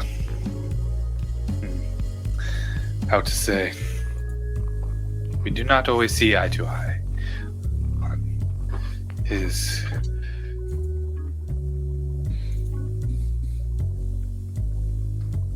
my brain just fucking crashed out on the way he does business. That's kind of the thing I'm trying to get across. Yeah, he's quite strong-armed. Yeah, you could definitely say that. He just did. Okay. Is there? Why were you investigating that? I heard there was a ruckus that went down, but... Well, that's what we're curious about. We heard there was a ruckus, and we were just want to know, what's going on. We've heard that, we heard the ruckus. There was a whole bunch of commotion last night. We laid low. We played it safe because that's some scary business. That had nothing to do with my guild. Oh, I'm fully aware of that. I understand. It's just, or I assume at least, as far as I know, that's the truth. Not like I suspect you. It's just, we don't know what the hell happened. So we're just trying to find out. We're curious. Unaware. That's not my business. My business is creating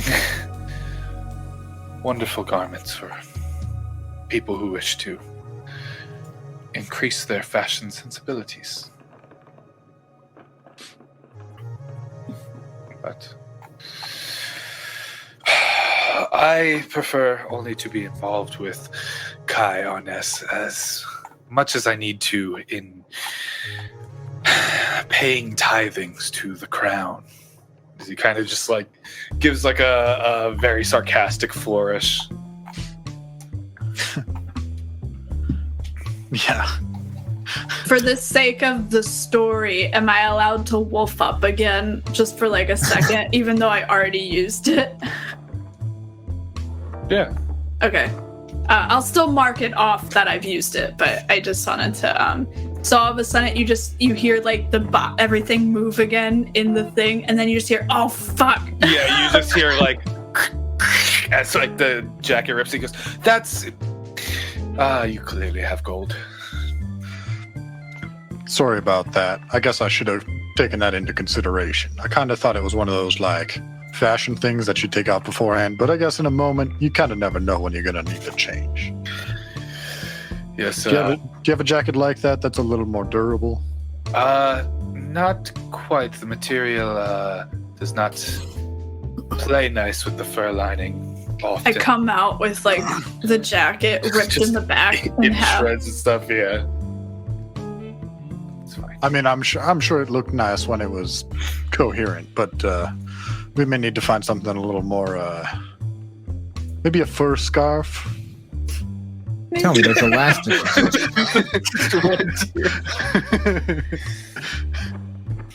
Wolf in a fur scarf. I mean, clearly she likes to be fashionable. I'm just trying to think of something to deal with the transitional issues. Of course. We can facilitate, tell me this.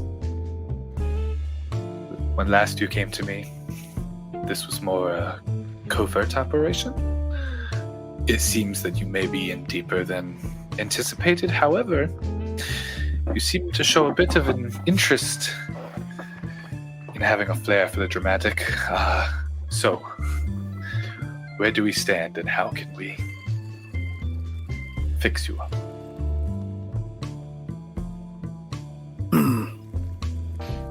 I'll kind of like look at the others and I go over to Jack HARDNAME for a second. And I go, hey Jack, you still got that little baggie of that powder? I definitely assume I do. Unless, I did show everybody. I showed everybody before when we were doing the first plan. We can assume I put it back in whatever, where I had it. So. Yeah. Then yes.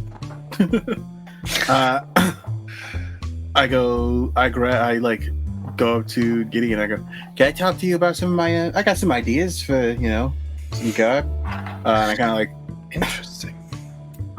I have like a whole like outfit change design thing going on paper.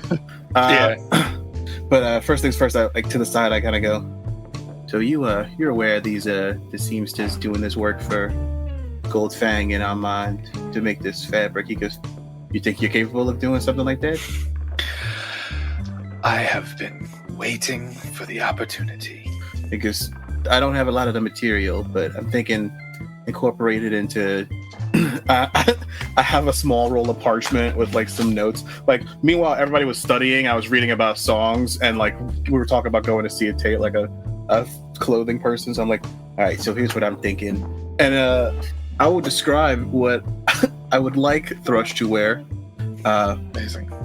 It's like I wear a vest, so like sticking with the vest, black short sleeve shirt, like tunic style with the ties up here. Mm-hmm.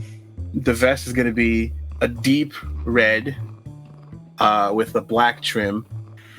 And then I would like a black jacket above it with short sleeves as well, kind of just shorter than my shirt sleeve, so you can kind of see like the rolled up shirt underneath it.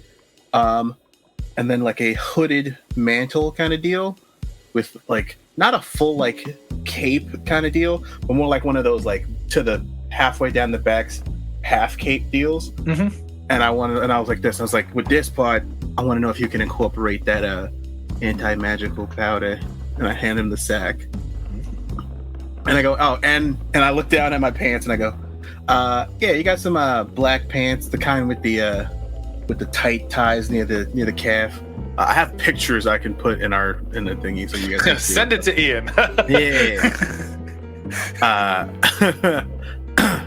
gonna say it's like to describe it, it's like a full pant, but at the bottom part, instead of it just laying loosely, it's kind of like tied on the side, so it adheres to the calf more, Like jogger style. kind of. Like it's pretty loose up top, but like comes down, like the kind of pants you see a dude with no shirt doing yoga in.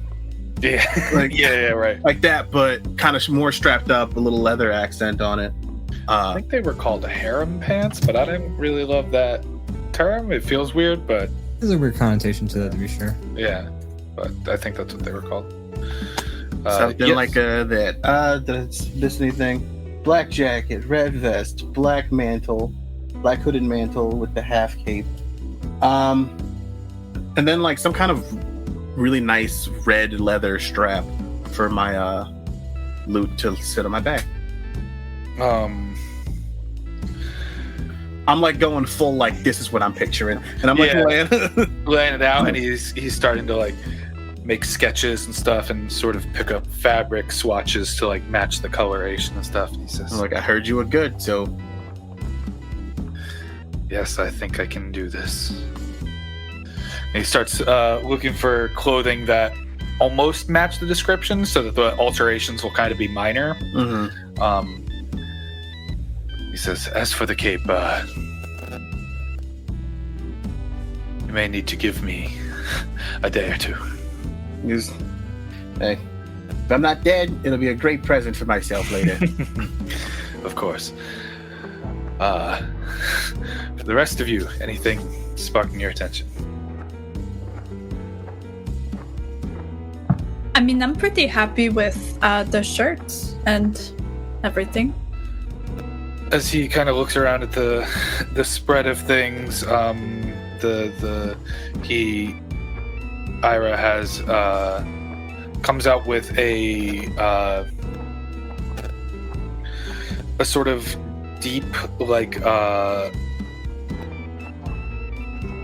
well, no, he'd be more fashionable than that. It would be a black jacket, and sorry, Ian, I know you want to draw more colors, but she just had gold and black armbands with the white shirt. So he comes out with a black jacket that's got some sort of golden trim stuff. As he grabs it, pulls it, you notice it's kind of the same stretching material as the thing, as the shirt. This has a hood. It's a little below waist length. It's not like a full long coat, but it's definitely a bit longer. She says, believe this may match the aesthetic we've been creating for you. I love this so much. Thank you, Gideon. You always know the right thing to choose for me. Doing my best. Jack, any patterns or any sort of styles that may interest you aside from your standard clean coat? No, I think we're good. I think we got the good one right here. Fantastic. New coat. This is the first new coat I've had in 20 years. And it shows. All together, Thrush, your custom situation may cost a bit more for an expedited service. I can offer, with a custom weave, 15 gold. For the rest of you, standard prices. Of course, EIRA, the stretching material is a bit more pricey. For the rest of the haul, an additional 5 gold, so 20 all set up. And I'll dig into my little satchel again because I've still got a little bit of money, and I'll pull out 25 gold and I'll kind of set it on the desk, and I'm like, "You've taken care of us well so far. Seems only fair to do the same to you." Thank you. I always appreciate you. And please, you ever need a sort of safe haven, place to lay low that may be discreet? I understand you are in some sort of mess. Please feel free to stop by again. Thank you for that kind offer. Of course. And Chaps will like head over to the front entrance and like unlock the door and open it for everyone. Right. Yep. Yeah. So, as most of you leave with new things, Thrush leaving with a commission to be worked on, as you start to head out and head back to the Cobalt Soul, I assume. That's where we're going to take our break after this teeth-pulling recording session. We'll be back after our break for you, the audience, and we'll be back at a very different time for us, the cast. Thanks for hanging out. We'll see you back here shortly. Cue camera change. Yeah. Movie magic. For every person who grows facial hair, there comes a time where they must decide. What do I do with my beard? Hi, I'm Tyler. Some of you may know me as a musician, or as a D&D content creator, or generally as a beard haver. Well, I've been growing this wild thing out for the past couple of months, and now I'm giving you the opportunity to decide what I do with it. I'm asking everyone to donate to Shatterproof, a nonprofit dedicated to transforming addiction treatments, ending stigmas against those suffering from addiction, and supporting communities that have been hit hardest by it. For every $1 that you donate between now and May 26th, I will count it as one vote for a facial hairstyle of your choice. The more money you donate, the better chance you have of getting me to rock a handlebar mustache or mutton chops or something else ridiculous. So go to shatterproof.org, make a one-time donation, and they'll send you an email that reiterates how much you donated. Send a screenshot of that, along with whatever type of facial hair you want me to have, to tylersbeard2021@gmail.com. And I'll keep track of all the votes. Easy enough. As some of you may know, I lost my twin brother and younger brother to addiction, and I've been pretty passionate about destigmatizing that terrible illness. And this is kind of a fun way to contribute to the things that I care about like that. But I need your assistance if we're really going to help out at all. Not to mention, all your donations are tax deductible. So donate, send me an email confirmation by the end of May 26th, and we'll do something great. Keep in mind, you have a little over a week to do it, so you better get to it. On the morning of May 27th, I'll be announcing the total amount raised, along with the winning style and some pictures of my sweet, sweet new facial hair. Collaborate with your friends to get a style voted for, and let's do some good. Goes without saying, though, that I won't honor any votes towards obviously insensitive or offensive facial hairstyles. I also won't be doing clean shaven. I did it before when I did this sort of charity drive, and it doesn't look great. Here's a picture. Now you've seen it. Now you don't have to vote for it. Be sure to follow me on all social media accounts at Plead the Filth, where I'll be sharing updates on what styles are winning and what the final shave is going to be. So thanks for watching, and let's do some good together.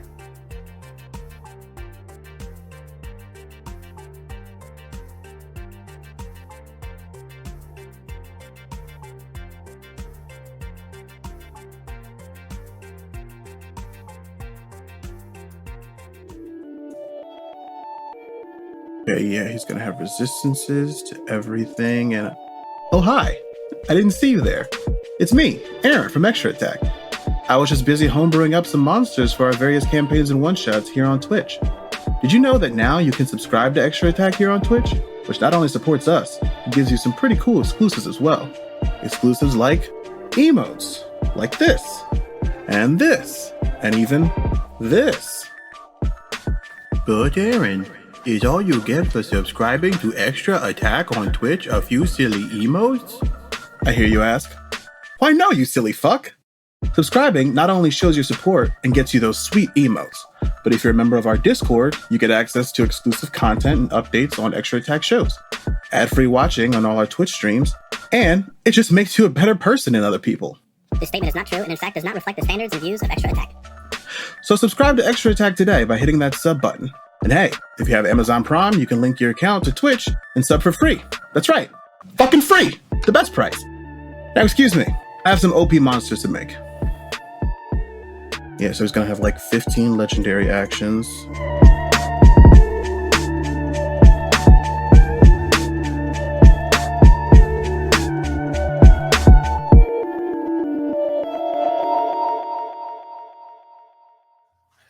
Are we on the air?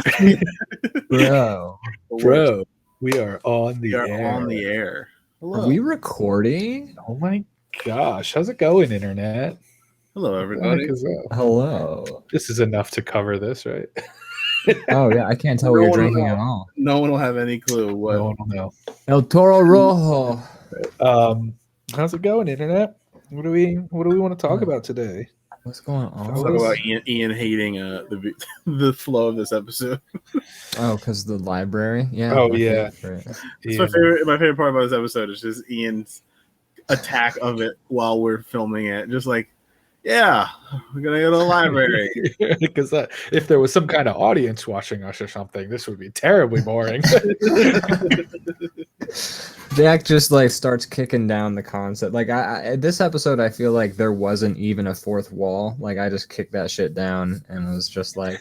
Not to mention, and especially going into the second half too, there was so much tech issues with recording that we were all just like, "Yo, fuck it, this is unhinged as hell." Like, we were very punchy after the dealing with the technical issues. My God, like just didn't nothing. care. That's why we pre-record it, because if we were doing these like live like we're doing now, it would just be a mess the whole time. Like half the episodes would drop off the internet, and like half the episodes would be like, "Why can't I see Ian?" And then Ian's like, "Why can't I see Ashley?" Like, I've been talking over Ashley this whole time. Right? Yeah. I love that every time we have had that technical difficulty, you guys have not encroached on each other talking. Literally, it's like you guys can still hear each other, and it's hilarious to me.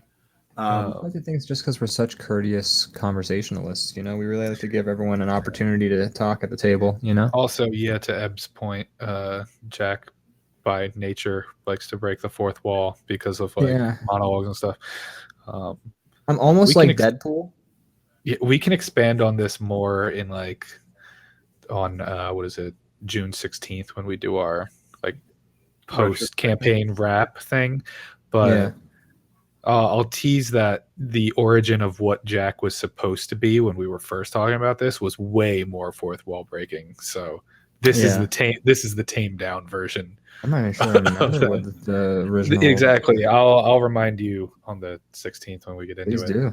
Remind me live. I'll be like, what? Oh yeah. I feel like everybody's character took a bit of a slight turn. Yeah, we all sort of. Sure. Even from the first episode, everybody's character takes a slight turn.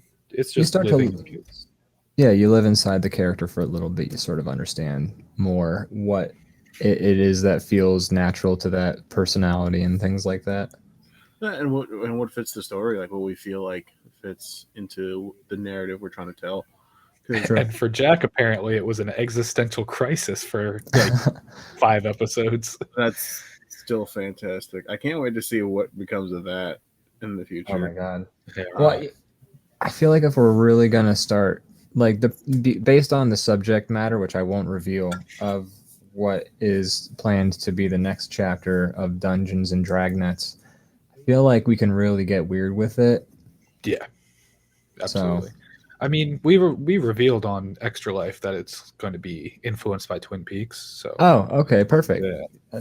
That Extra Life. Oh, right. Yeah, you were asleep. I forgot. Yeah. Passed the fuck out. I tried to wake up. I legitimately. I did one of those things where I woke up, saw the alarm, and I was like. Yeah. When we hit the $500 mark, we officially announced Dunrock Peaks. Dude, I have that file. I can actually put it in the stream. If we call it the Gemini Peaks, it would be literally like Twin Peaks, but no, I mean the Dunrock Mountains are the area of the world that you guys are going to be in.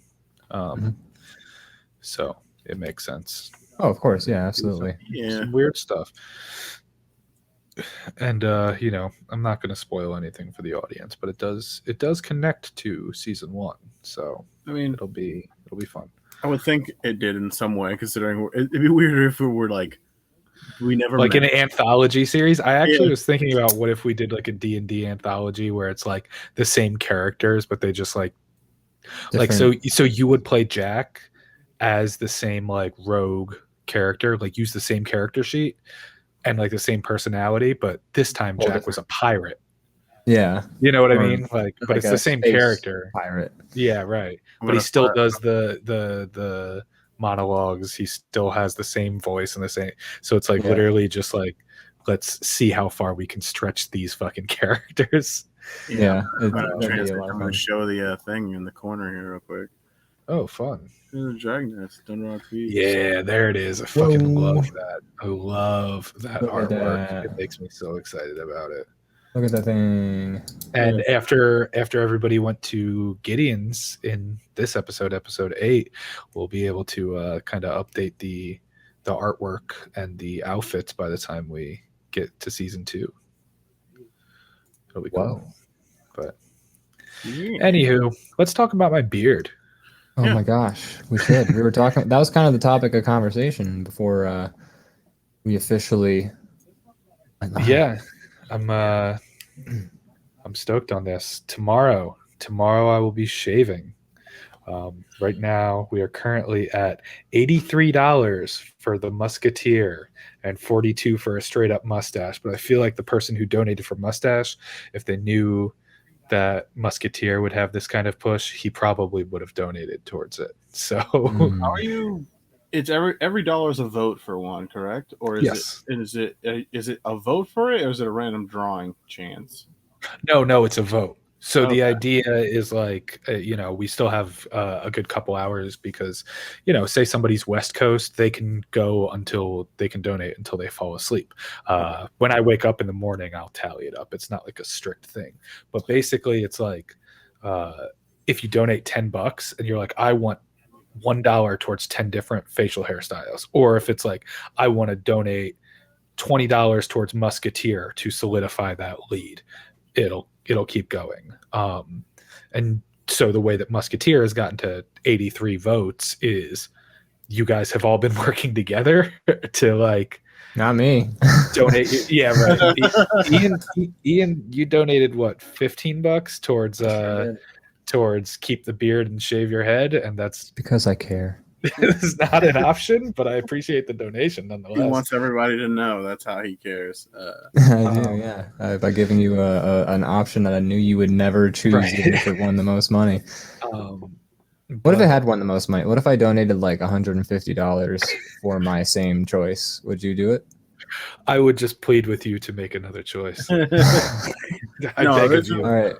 I thought that like every dollar into a category was like an additional like chance for it to no, I wanted it to be like, I just love the idea of you being like no, I wanted it to be like work together with your friends to push this one thing, because what happened the last time I did this is somebody donated like $110 and everybody else that wanted to donate was like, I don't even think I'm going to donate because I can't beat that. I'm like, no, the point is if you get 15 of your friends to all donate $10, you're winning, Yeah. So it's insight. It's an incent. Oh my God, what is incentive? Yeah. Good Lord. I almost said incitement, and I'm like, no, that's got a different connotation. Donate all the money for him to be completely hairless. It's just like take just the beard. Nair it. The whole body.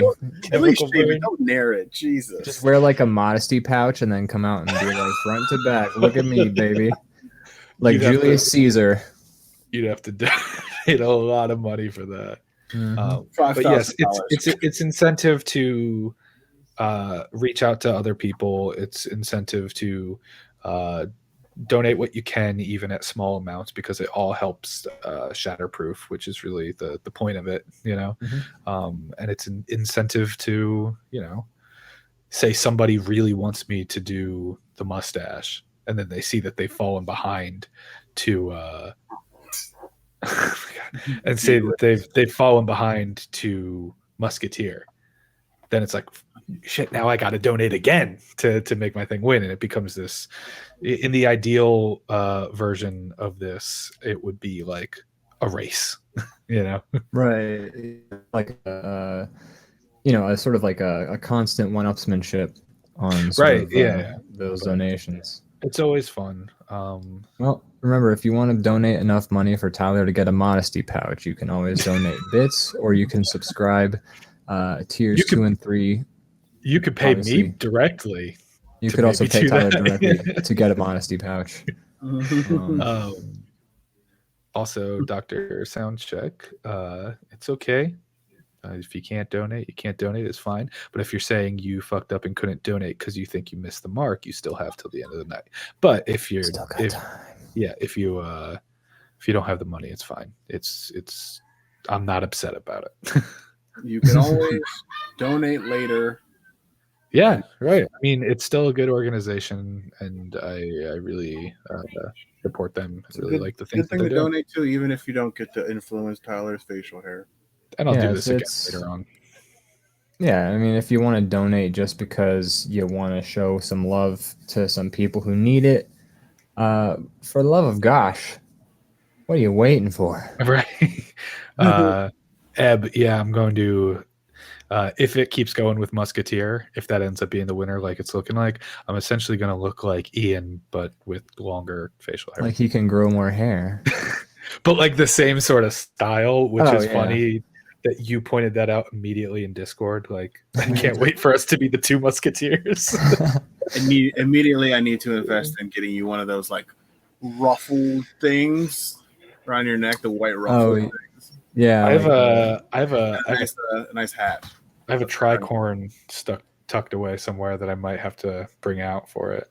I mean, I do have medals and fencing, the top hat. so I could fence. Do you really? Yeah, I have a couple back there, like a couple medals, and I mean, it's not like they're great medals. So it's cool, like, yeah, but that's sick. Like, I had no idea that. Oh yeah, I fenced all 4 years of college. Awesome. Yeah. Were you any good? So I knew you when you were doing this. Yeah. Do we know each other before? I feel like I knew you after college. Like right at the end on the cusp of your college Okay. career is when. I think that sounds about right. You're But yeah, I telling mean, me you must. that if we're in an alley and some guy tries to mug us, and there's a stick of a very specific weight and length that you can try. You could do some shit with this. I mean, look, I would probably be better off than if I hadn't fenced for 4 years. I don't know if I'm all of a sudden gonna like do stick judo or some shit like that. No, you do stick fencing. Come on, dummy. You just see Ian just activates like a sleeper agent. He's just like a Manchurian candidate type of shit. I do want to say I have done epee. I haven't done saber or rapier. Okay, so I only have done one of the 3 disciplines of fencing though. So I picture way Ian like more than I thought. He's just like puts his hand behind his back, and we're like, "What's happening?" He's like, He just goes silent. Like it's he pulls the mask over not to protect himself, but to hide his terribly ominous grin. That's right. But like we weren't aware he was wearing a helmet. Yeah. Right. Engage. It was really convenient Puts the hair because in front of his face. it was convenient though because for Halloween the one year I just went as a fencer and I was just like, I mean, Easy. I already have the shit, so why not? But Like a reference, I'm the dude from Die Another Day or whichever James Bond movie he One of that like, horrible James Bond movie. That God, it's so bad, man.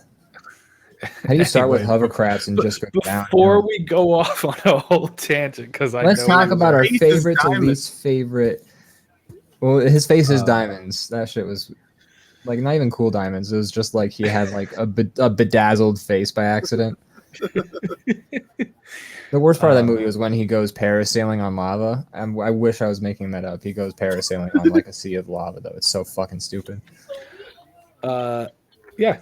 So, do you guys still have time to donate? And another thing about the 2002 spot film Die Another Day. And yeah, I think that's our piece. Yeah, I don't know. Donate to Shatterproof. Send me the confirmation to tylersbeard2021@gmail.com. Yes, do it. It's a good cause. We're gonna keep. I love us.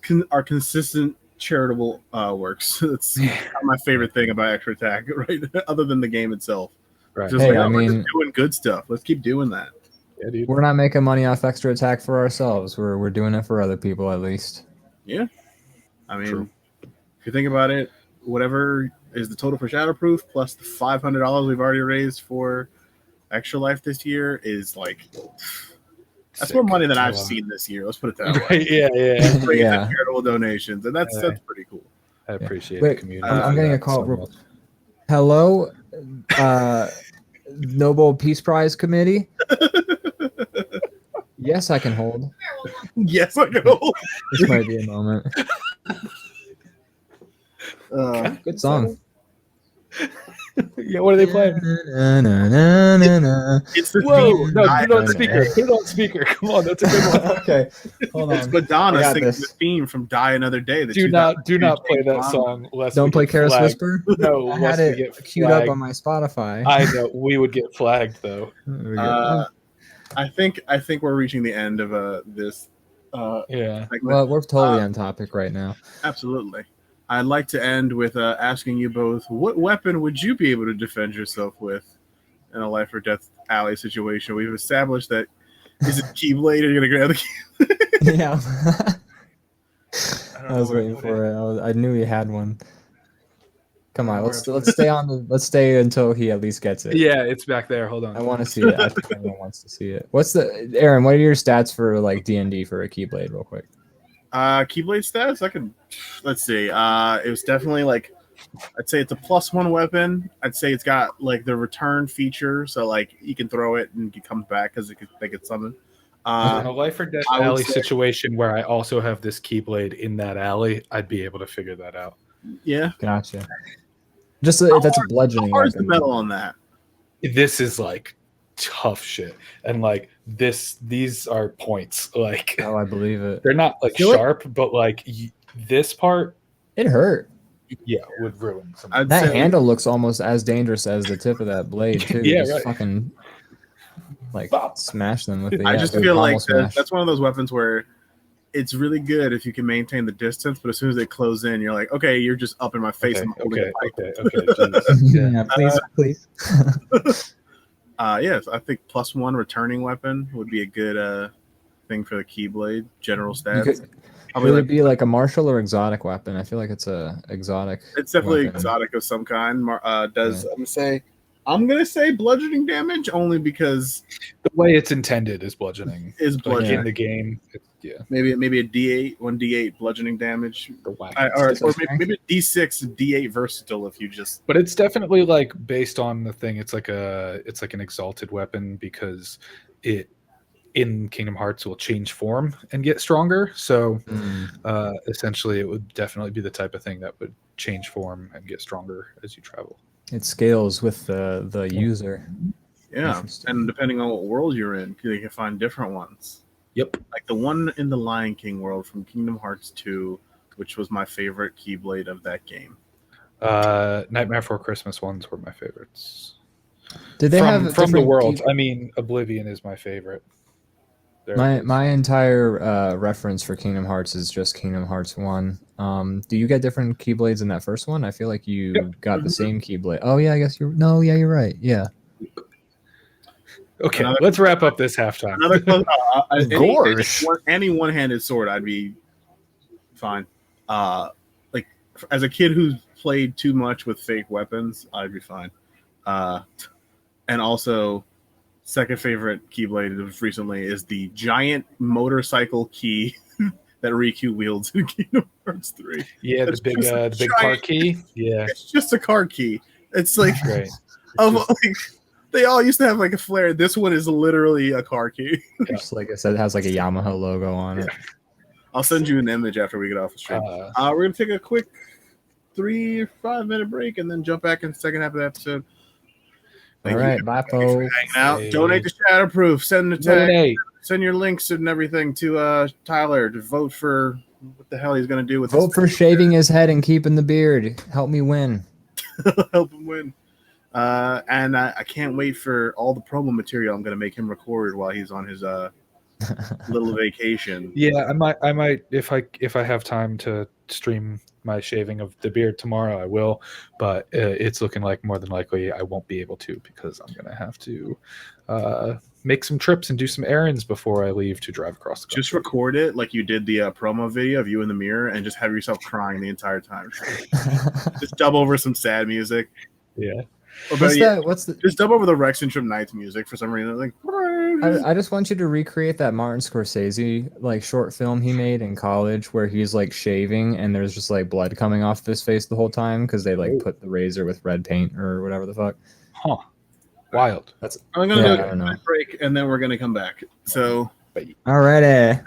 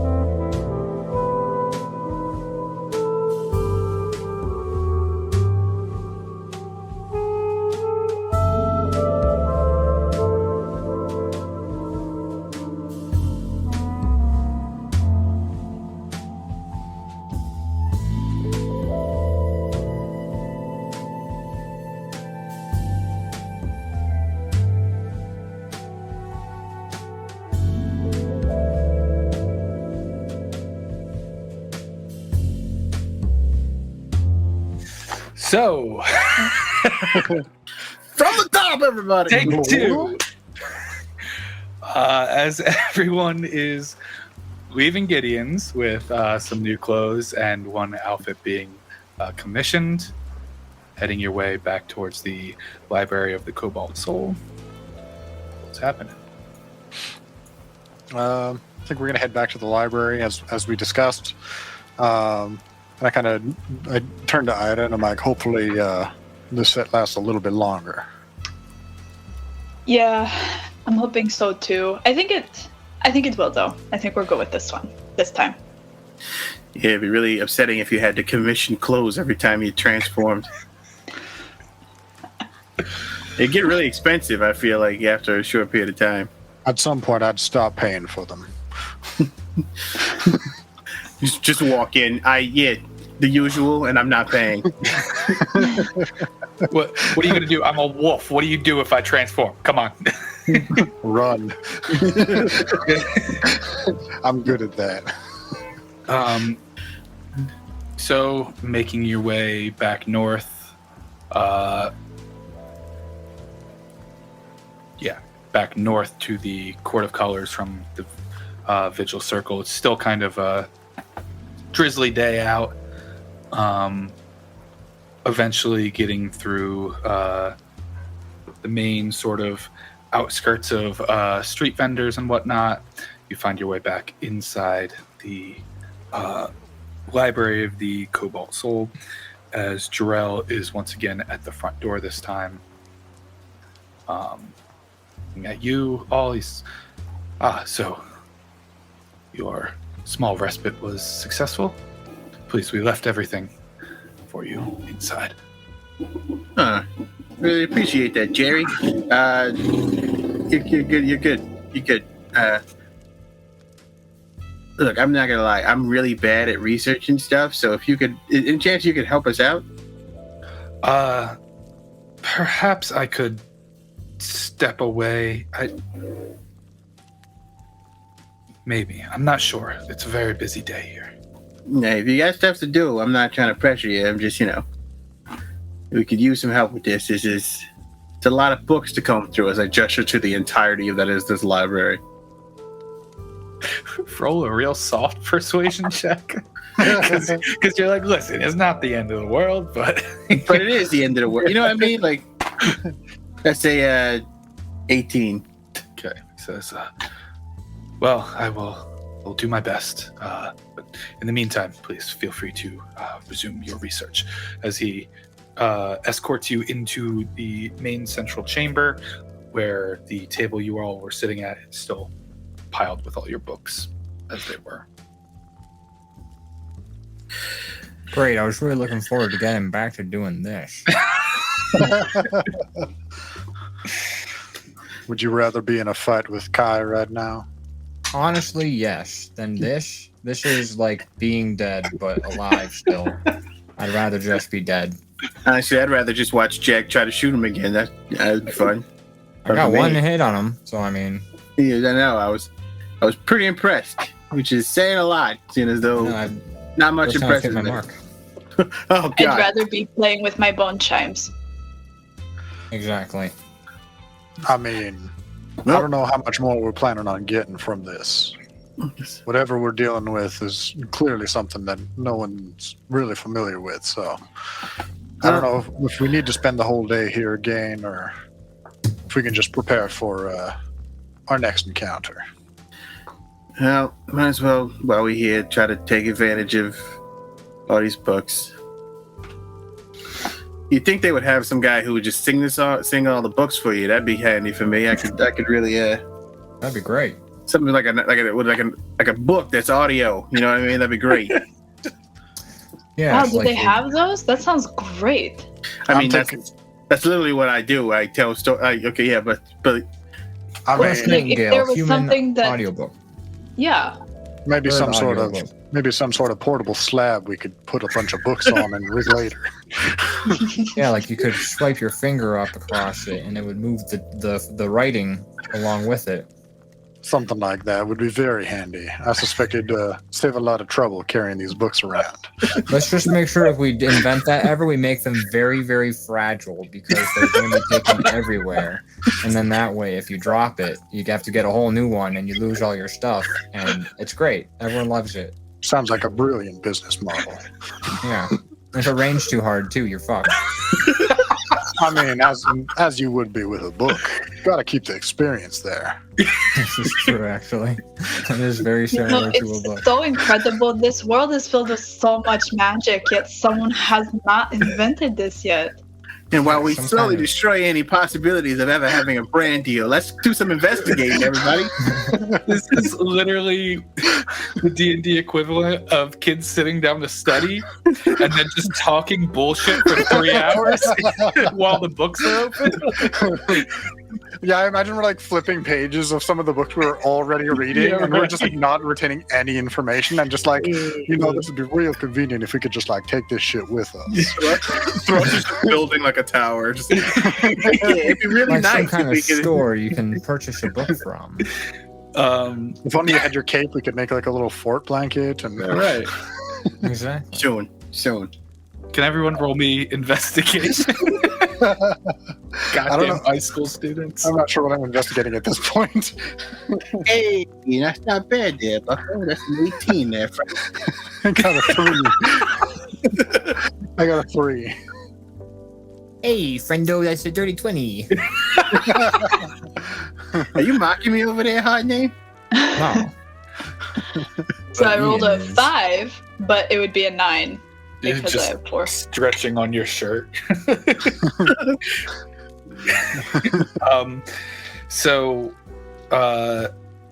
Thrush, what now? Similar to last time, what's the sort of search terms you're trying to get into?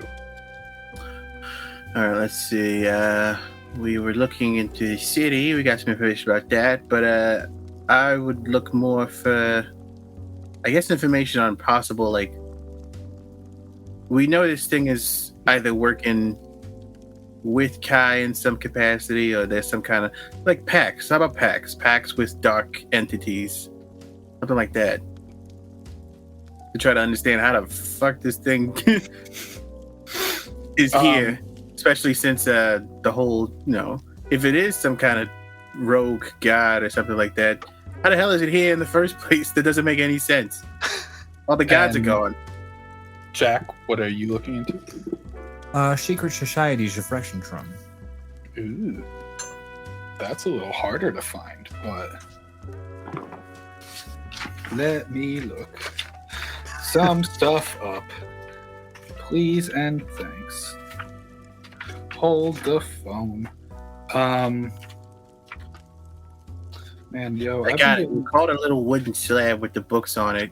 Call it something really you could burn it when it breaks. It's like kindling. Interesting. Yes. Kindling. We'll work on it. We'll workshop that. Or like some sort of onomatopoeia for going very fast, but misspelled in a dumb way. Zoom.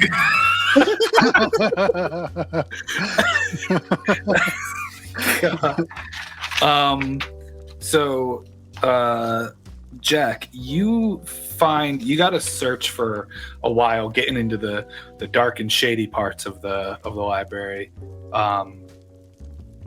You find like a history of Rexxentrum book that mentions more of this sort of strange jump to power that the Cerberus Assembly helped build. It's sort of a vague description, understanding that this is kind of a almost heretical conversation to be speaking out against your own country in that way. But this seems to be believed that there was some kind of dark influence, whether it be abyssal or from the hells. Unsure which influence it was, which side of it was. You also find some writing about the locksmiths from maybe 150 years ago, about a group of sort of vigilantes that took down a especially sort of problematic Cerberus Assembly member by rallying the other members of the Cerberus Assembly to kind of vote them out. Since then, though, it says that the locksmiths have disbanded. Or so the book says, anyway. This book's a load of bunk. Yeah, that's kind of what you get regarding what you're looking into and what you're doing. Thrush, what was it you were looking for again? Information on like dark pacts. Dark pacts, considering the gods are not supposed to be around, so right. If there's these weird entities, that's got to come from somewhere. So, looking around, you definitely find things about a lot of warlocks, the nature of their pacts, whether it be with you read that even though the gods are not around, that dark clerics and certain warlocks and such can still create pacts with these betrayer gods, that despite the fact that they themselves cannot interfere with this material plane, there is still an influence of it, which is why you see clerics able to use magic or certain holy paladins using magic. Yet for warlocks specifically, there are definitely writings about devils and demons being summoned in one way or another, given that they're lesser entities, being able to pierce the divine gate and manifest on the material plane, potentially to make deals with mortals. All right. Well, let's say, is there any way to narrow down any potential candidates, or no? Not with that, but speaking on the matter, as you're all going through and trying to find what have you, Jarrell walks up with a very thick book. He puts it down in front of you and says, I had to dig a little deeper for this, but I think it may help you. My apologies that I cannot do more. Best of luck. And he walks away. This is a full encyclopedia on cataloged demons from the Abyss. Like specific entry by entry. Jack puts his finger to his nose and says, "Not it." I think I look at the book. Just puts her hand on the book and looks at everyone and slides it to herself and opens it. You see Thrush kind of go, yeah, Jesus. All right, I was afraid. I was like, in my head, I was like, we're all gonna do a weird initiative roll to see who's fastest. Ira, can you roll me an investigation? I sure So can. glad I'm not the one rolling this. Can I look very candidly over? It's a nat 20. Nice. Sick. So that would make it a 24. You hear bones chiming in the distance. Kia J. Kia J. Let me... Give us all the information, Tyler. Is the Bone Lady a warlock? Tell us now. Big bad end game. That makes up for the 5 I rolled earlier. Hey, I rolled a 4 and I got a -1, so I think I ended up looking at like storybooks, like. So, a dog book with pictures in it. Yeah, I was looking for like How to Kill a Shadow, and it's just like How to Kill a Mockingbird, except. How to kill a nightingale. Thrush is just like, what? He said, "What kind of bullshit is this? Who wrote this? Who's this Hey, Atticus Chaps, why do guy? you keep staring at my assignment? I think this might be something that's real interesting to you. So, Who's this Atticus guy?" thanks for catching that. As you kind of flip through this book, you're looking for shapes. You've seen how large this sort of shadowed creature was. You know the kind of nature of Goldfang's interest. You know what he's into. There's a couple of things that kind of get your attention as potential sort of things of what it can be. The first one is a mammon. This is a sort of spiked snake-like creature. It's pretty large. It's a little warrior-based, and it's interested in greed. And temptation. You said mammon, like M-A. M-A-M-M-O-N. Okay. Another one is a glabrezu. This is a large, like, I don't want to say dog-faced, but it's kind of got like the way that like dragons and dogs and the face goes out like that. Long face. Right. Snout. Yeah, sort of. Like a protruding. Yeah. It has two large arms that go to like giant crab claws, and then two smaller arms that come out. This is interested in greed and temptation fully, and surprisingly, it does not often like to fight. Despite its large size, it tends to stay away from combat, preferring instead to sort of tempt people into their own demise. And then the third one is a Nalfeshni, which is a funny name. And this is a sort of pig ape looking thing. It's got like a weird sort of like pig nose with a larger mouth and some tusks. And then it's got this very large, like rotund body and two tiny little wings that look like they'd never be able to support it. And this one is less interested in greed, although there are reportings of it being involved with higher up type characters. But this is more interested in sort of the general chaos and destruction of everything. Hey guys, maybe take a look at these. I found these three. What was the mammon interested in? Greed. It was also greed. Oh, okay. I wasn't sure if the mammon was greed or. Okay, cool.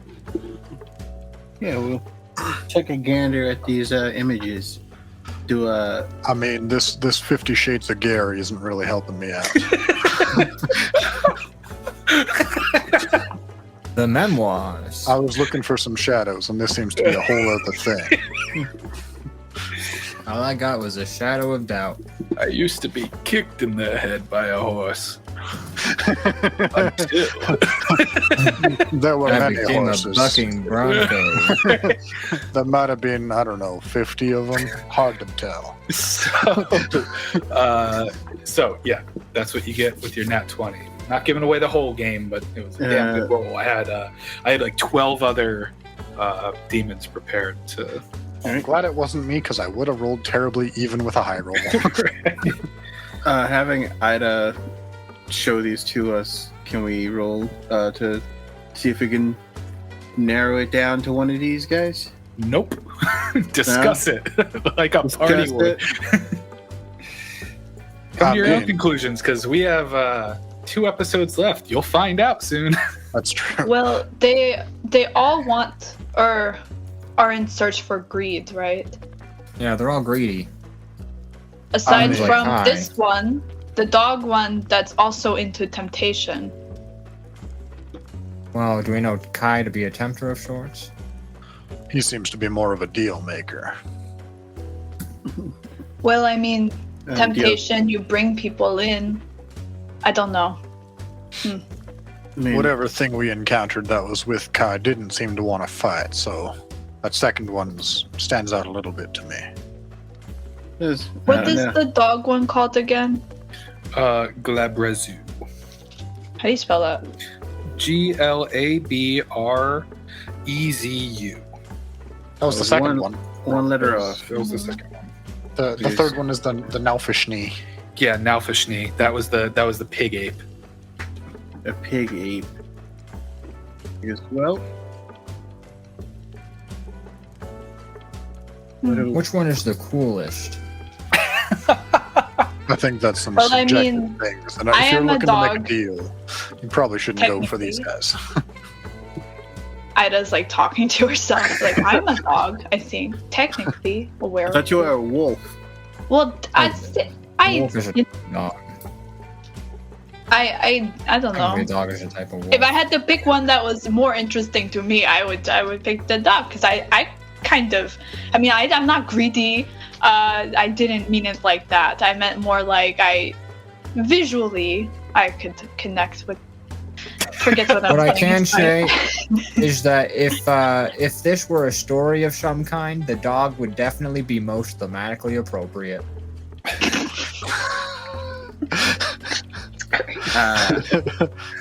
You ever regret a description? All the time. It's like Every day. Every time I'm That's like- DM. I said, it's got the similar like shape to a dog or a dragon. It's not like a furred creature. I No, but described that it as means a if I- Dragon Goro. That's how I wrote. That's what I wrote. Dragon Goro. Kinda, yeah. Or like from Mortal Kombat. Yeah, that play Mortal Kombat. Yeah, the play. The puppet show. Where they have to find actors every week. That one. Yeah, because of the Emperor keeps getting a thumbs down. Wonder who's going to play Jonathan Cage this week. The mammon, you described it as a spiked snake. Yeah. The spiked. It's got like kind of a humanoid torso with like arms, similar to like a Wanti sort of looking thing. That's the thing that was the spikes is what getting me. The big. I feel like that's a big part of it, because it didn't just like. This book describes these creatures. Is it just encounters of them, or is it like? Does it connect to other books that are like they've been seen here, or their history, or like? It's brief. It's an encyclopedia. So you won't get like a book of each thing. You know what I mean? You'll just kind of get it was maybe spotted here, or notable example, or general demeanor, or Okay. I mean, if we can narrow it down to one of these, I think this is probably as close as we need to get. Maybe we can do a little more focused effort and do one more pass and see if we can find maybe a book on each or something. Trying to bring a memory back. This shadow creature. Do you recall it having more than 2 arms?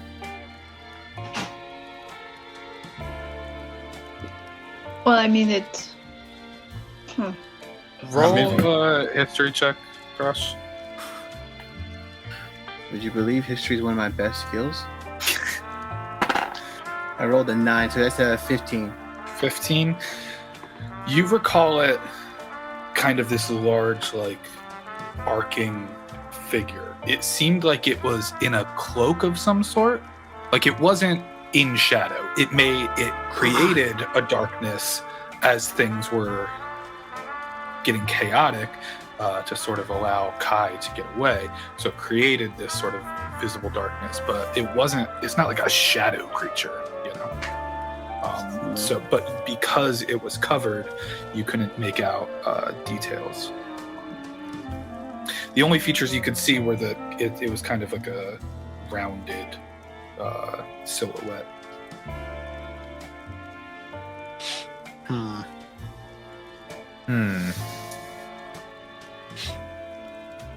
Well, we do know that it did appear and then it scuttled off. So we do know it's not a fan of. It could have killed us, but it didn't. Maybe it's not a fan of direct contact. Like maybe it's the scaredy cat one.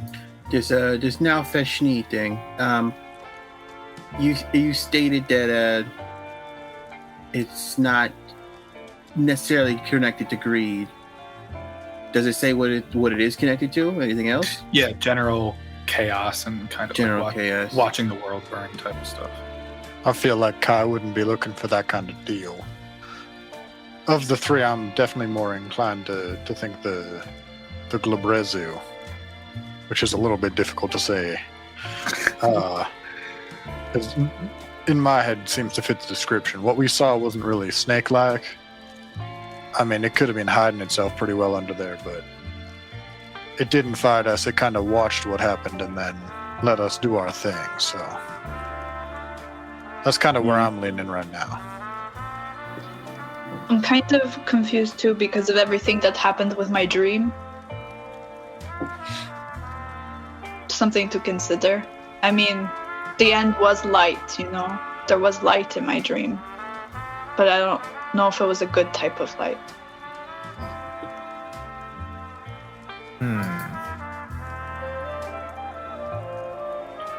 I mean, was it like I'm dying, I'm going toward the light, or was it like something here kind of like? Both sound terrifying to me, honestly.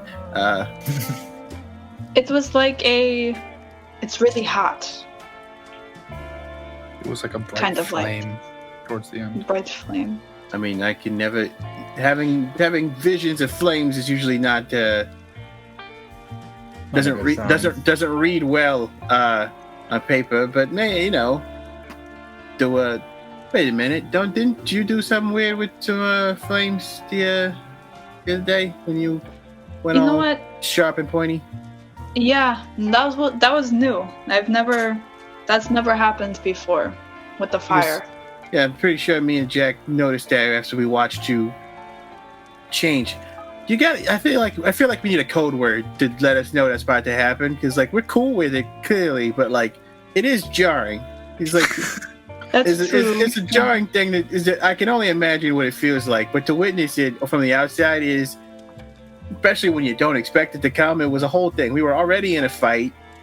And then my bones started breaking and like very painful. Yeah, it sounded like this, and I like open my mouth and just recreate the sound of a bone snapping. You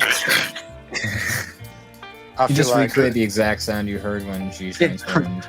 Yeah, I could do that. I feel like that's a bit of a jarring thing to do in a library. They might not appreciate that kind of sound being played back. Yeah. You just hear a librarian and quick roll for stealth. Girl just feel good about it. I get shushed. I just slowly start reaching for the loot, like, and I grab his hand. I'm like, "You're the one that made the sound." I mean, yeah. Well, technically, I'm the one that made the sound, but he's the one that recreated it. Yeah, that's true. What I never used this ability at any time. I've used it twice the entire time. You think it'd become very useful at some point, like mimicking a guy's voice, or it was in my mind at certain points, but then I got really mad at Armand and Goldfang, and then I saw a little bit of red there, and I feel like it all worked out. We're all here. I mean, I'm alive, that's for sure, but now I'm reading a book, so was it really a better outcome? I don't know. Death or literature? Who knows? Maybe what I'm getting from this is Jack is looking for a fight. No, I just don't think this is fun. I mean, there's only so much information we can get from this. Even learning like if what there this were thing could be. viewers if they were watching us sort of act out this scenario, say, they would think all of this was not fun, I think. Reading books, you know? Just roll for paper cut. roll for fourth wall break. That's this we entire really should series. start rolling for fourth wall breaks to see if we can get away with them. Natural 1. Shit. I can't do it. Is this in this book, this encyclopedia book, with these entries? Woof. Thrush Nightingale. I mean, an entry is technically an entranceway into a story. Knowledge. God. In these entries, is it just brief descriptions of these things, or do they go into more detail? It's all pretty brief. It's all pretty brief. Is there like a subsection here where it's just like, hey, and if you ever encounter any of these, Nope. run. No, I didn't say like run or like you're gonna die. Like, nope. It's just brief descriptions. I knew when you were like, is it just brief descriptions? I was literally about to say, Aaron, there is no how to kill it section in the book. I'm not looking specifically. I'm more just like, hey, there's not like I'm waiting for a note to be like, you can't kill this thing. No, You're I gonna mean, die. Love the guy who wrote this. He died shortly afterwards. From a different thing, though. There's no mention of any of them being invincible. It's obviously there are descriptions like fearsome and powerful and what have you because they're fucking demons. So you know, there's not going to be like a power scale because to the common person who's looking up this sort of knowledge is not typically in a sense of like, I'm gonna go fight this right now. It's more just like, I want to know about all of this. So it's hard. It's like Tuesday reading into the abyssal treaties. Yeah, it's hard. It's hard for, you're in a very specific situation and you're trying to like Google the answers, but the only sort of relevant search terms that you're coming up with are from like forums from like 10 years ago that like, it's like, this isn't really what I'm looking for. You know, it's inherently this type of place may not have the perfect answer for what you're looking for. Oh no, there's always one jackass who's looking up the same shit I'm looking up from 10 years ago.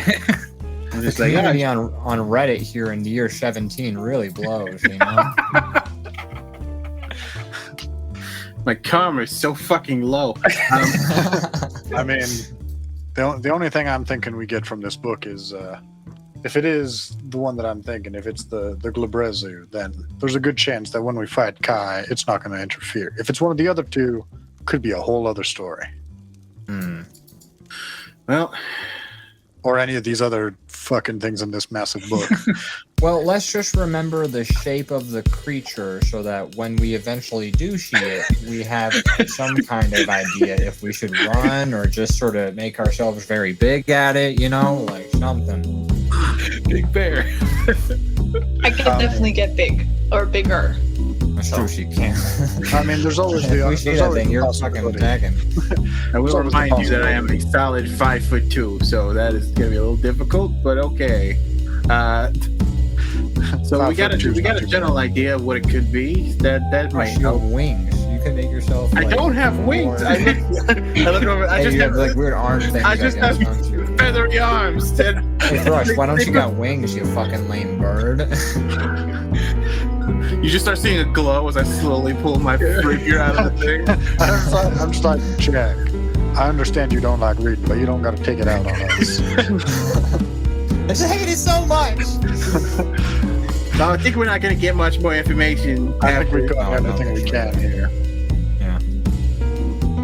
Now that we have an idea, or, well, maybe this is some sort of demon we're dealing with. Maybe there's some, maybe a shop or something that has something. I don't know.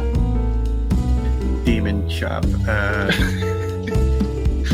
Only. I'm just trying to rack my brain if there's any place in Rexxentrum that might be able to help. Does anything sell holy water? I mean, holy water's not that hard to get, truly, but something that can kill the demon or hurt it. You want a leg by Tuesday? I can get you a leg. There's like a ton of churches and temples in Tangles. It's kind of like one of the main things here. The whole vigil circle thing, because there's temples. Yeah, I'll show you how to make holy water. There, fucking water's holy now. There you go. I feel like you're referencing something that a little bit beyond our reach right now.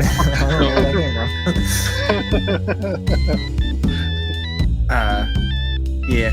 So, what's the move now? Where are we headed? I mean, we know Kai's got a meeting coming up. Do we know that? Was that discussed? I did mention it briefly. Oh, okay, briefly, good. As long as it was briefly.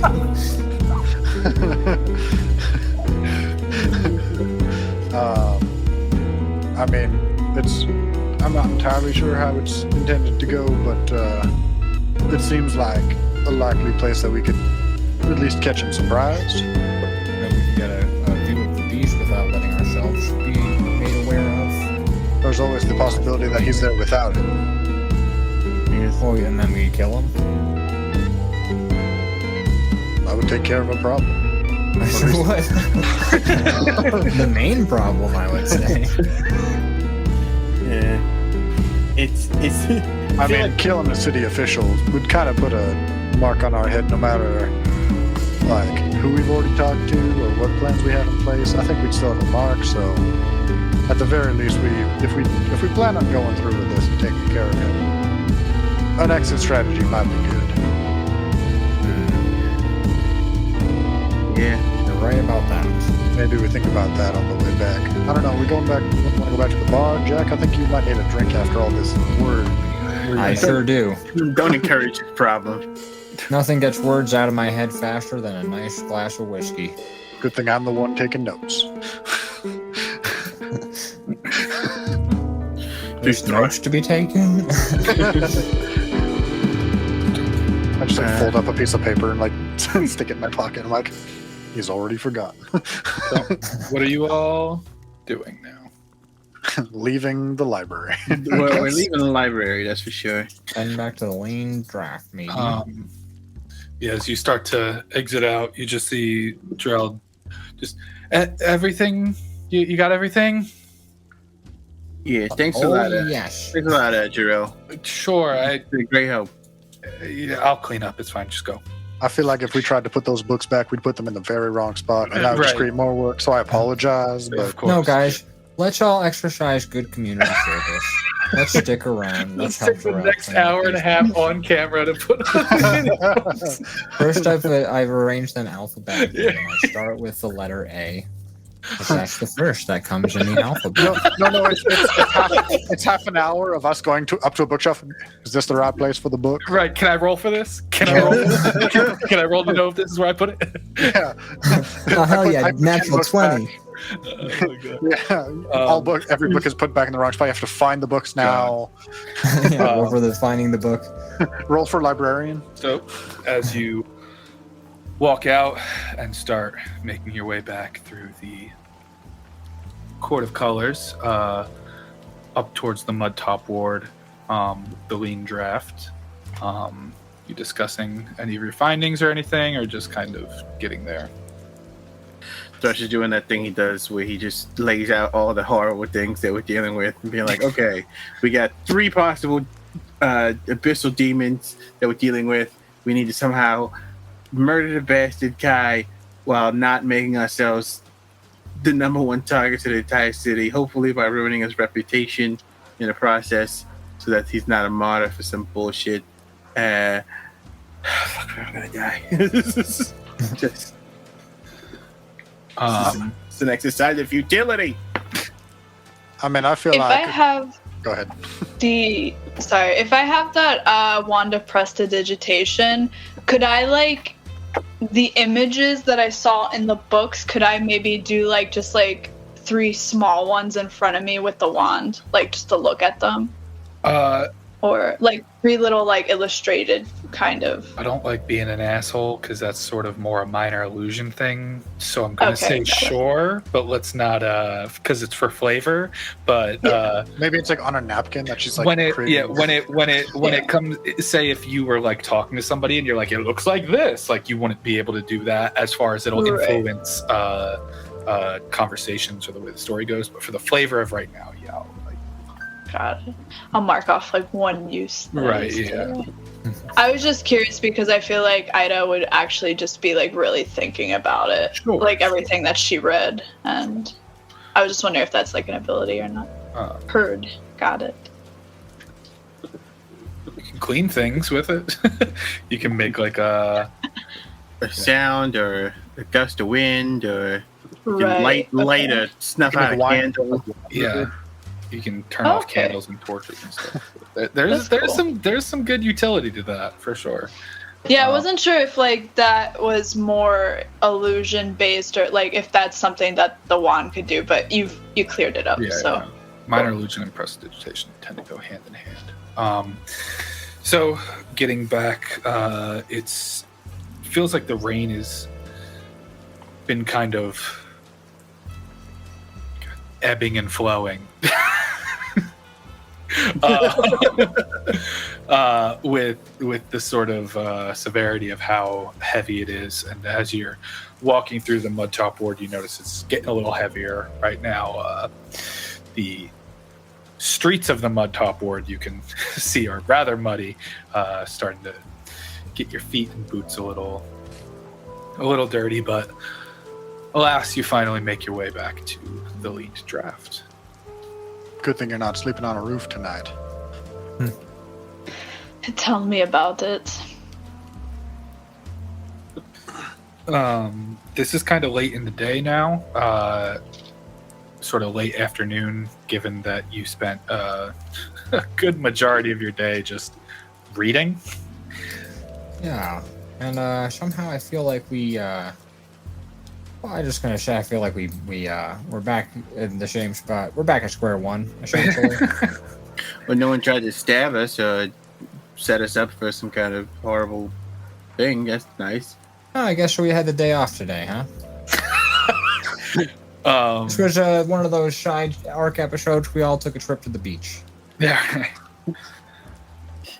You realize this is a landlocked city, right?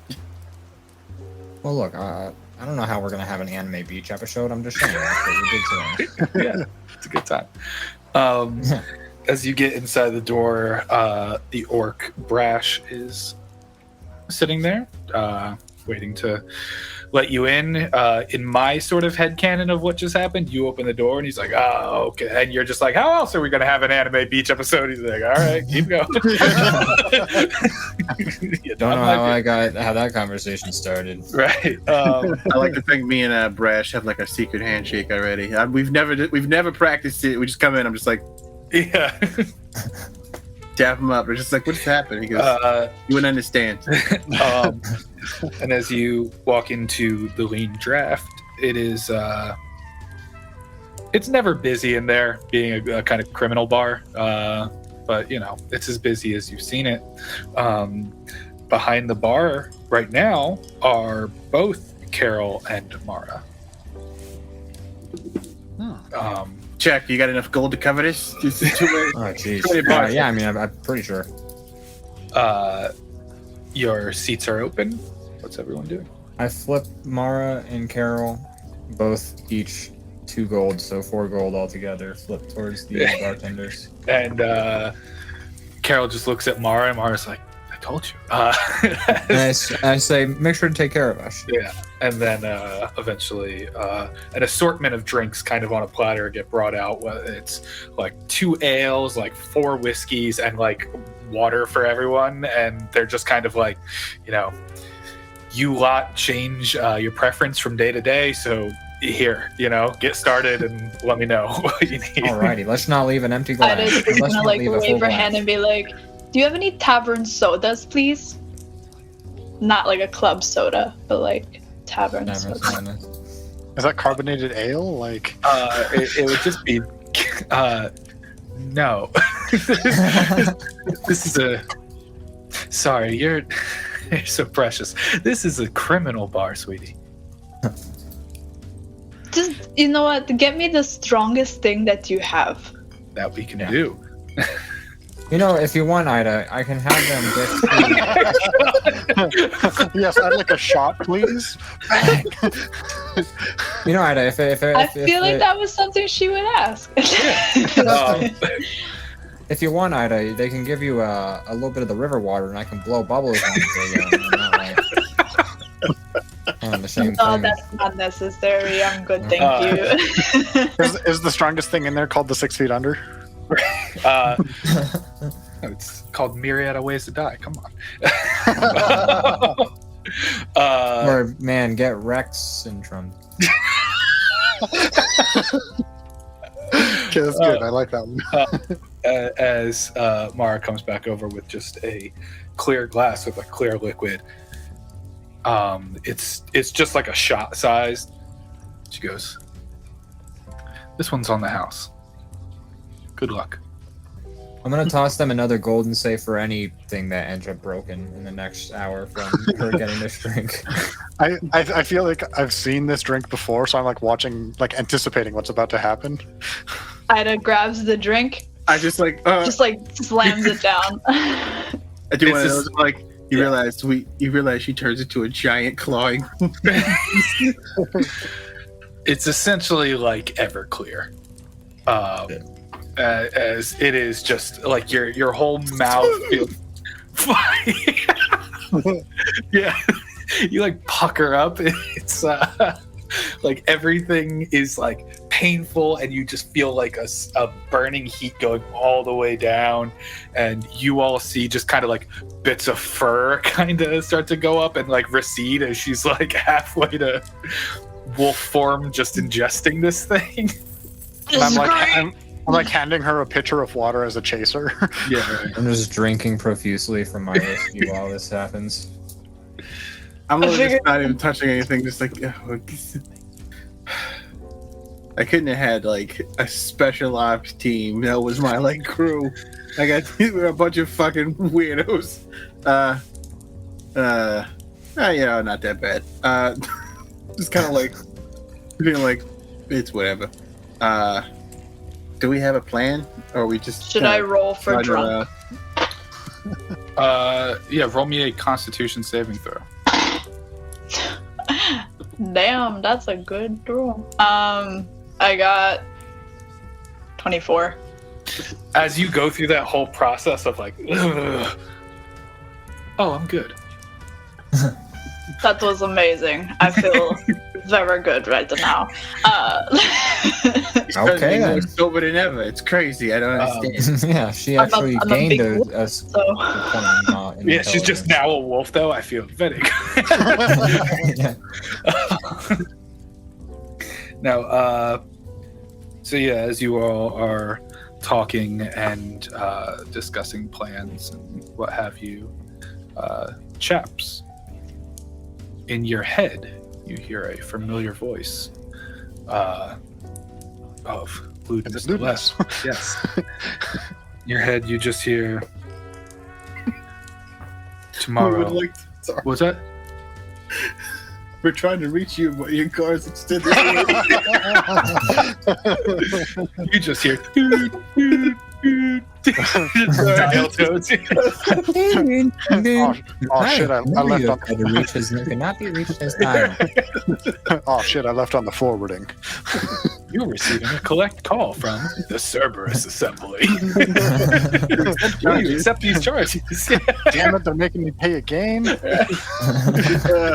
Always do this.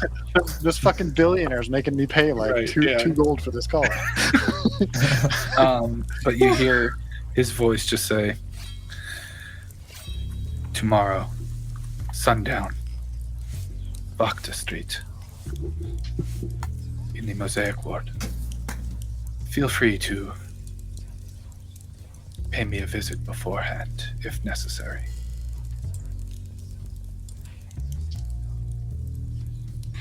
I'm just trying to get this.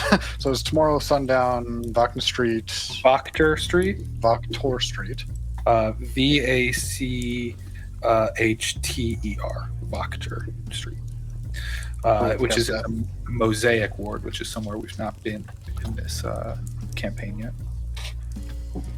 He essentially just said, feel free to stop by and visit me if necessary beforehand. Can I respond? You can. I just mentally respond. I'm just like, should I bring my party? Roughly 25 words, But yeah, I think it's. Thank you for the info. Should I bring the party with me? As a few minutes pass by, as the other three are having this conversation, you kind of just catch Chaps either just staring straight down or like staring off into space. I think he's trying to make it look like he's just like staring into his drink. Right. Meanwhile, we hear like the dial tone for like dial-up internet. Like.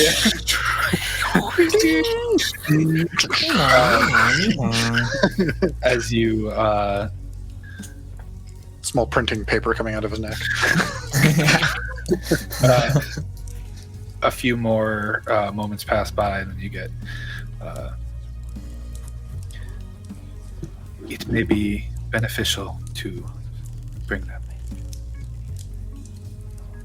although not necessary. Anime beach episode. Yeah.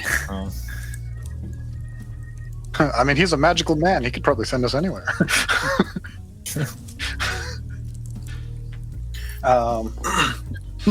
So Jack, we end up in a volleyball match with the jerks on the beach, right? That sounds about right. So for the final shot, I feel like Ida could just transform, stun them all, and just spike it down. That's right. And then we hit a rock band to play the theme song while we all stare into the river very wistfully. That was the message that was sent back to Lewdness. You just get that like 5 minutes later, you get back another message in your head. What? No, I imagine to respond, you have to focus on that being your response. Right, yeah. But it would be really funny if he's just like, accidentally, yeah. What are you talking about? Like, I feel like this was meant for someone else. I guess that's the other question. If two people send the same person a message at the same time with a spell, do they both get the same response, or how do you mentally separate that? Like, I imagine the first thing that happens is you get two messages at the same time in your head, like overlapping. Yeah, and then cursed audio. It would either be you mentally deciding who to contact first because they have to know you, so there's kind of a distinct intention there, or it would be very funny if you just got back to two separate sources. What? And then a minute passes and they both hit you again at the same time. You're just like, okay, I just got overlapping messages. Can you like wait a little bit and then send it again? Yeah, and then it's like a full 10 minutes and then it happens. They both do it at the same time. Wasted spell slots here. Magical equivalent of turning right and somebody goes left and you're like, yeah. Yeah, so that's the message you get. What are the rest of you conversing about? Be it anime beach episodes or escape plans, I believe were mentioned. Yeah, I say, so who are we trying to get on? If we end up in another kerfuffle, who are we trying to get on side for this whole plan? Well, do we still have Captain Louis Richter on our side at least somewhat? They're pissed, but they'll probably help. All right. I mean, in some way, shape, or form. Still helping them achieve their goals, so they'd be kind of foolish not to help out. Locksmiths, they sort of messed up and didn't really show up in time for the first confrontation. That was what happened, right? I'm trying to remember.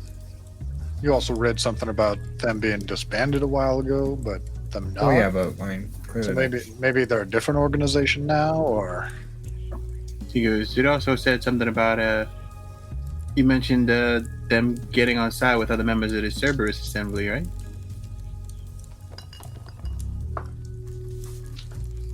That was I heard that correctly, right? I'm not making Yeah, this you did. Yeah, Oh, were you asking me or were you asking Jack? both. Jack, but does Jack remember reading that? That was so long ago. It was a whole 3 hours ago. About 150 years before, there was a sort of less than reputable member of the Cerberus Assembly that was taken down, and the catalyst was the locksmiths starting to reach out and convince other members of the Cerberus Assembly to sort of vote them out of power, essentially. Mm. And then since then, the locksmiths were believed to be disbanded because there hasn't been any real movements from them. Yeah. I mentioned, well, you think they still might have any ability to pull I guess favor, move the needle, I guess, because a big problem with the whole Kai situation is that he is so well connected with the government. If we can, I don't know, is there equivalent to like a vote of no confidence here in Rexxentrum? And like, you know what I'm talking about? Like in England, if you don't, it's like censuring somebody, like vote of no confidence. Like we don't believe you can do your job. Within something like the Cerberus Assembly, and I understand this is a bit of metagaming, but for as far as it matters, in the Cerberus Assembly, there is a sort of agreement between the members of who other members should be. Now, obviously, as Ludinus has made aware to CHAPPS, they don't always see eye to eye, but at least there's an understanding of why each of them are there. So when one is either dies or is voted out or what have you, the rest of them get together to agree on who the next one is. Now, with something like the Guild Master, that goes more directly to King Dwendal. Mm-hmm. So that may be a trickier sort of situation as far as like a no confidence vote goes. Yeah, because he doesn't have direct connection to the Cerberus Assembly. Right. Right. Essentially, you can't. You will have less luck trying to repeat that process from 150 years ago. Right. Well, I mean, they do make a big distraction. They're good at that part. But getting in contact with them will probably be a pain in the ass. I mean, they do know how to make an entrance. And exit 12 seconds later. Yeah. Hello, let's kill this one guy and let's get the fuck out of here. Well, they killed two. In a room full of people. Yeah, great. They really swung the fight in our direction. It's like you realize I killed 3 people at once near the end there. Yeah. I think I kind of like lean back and I look around.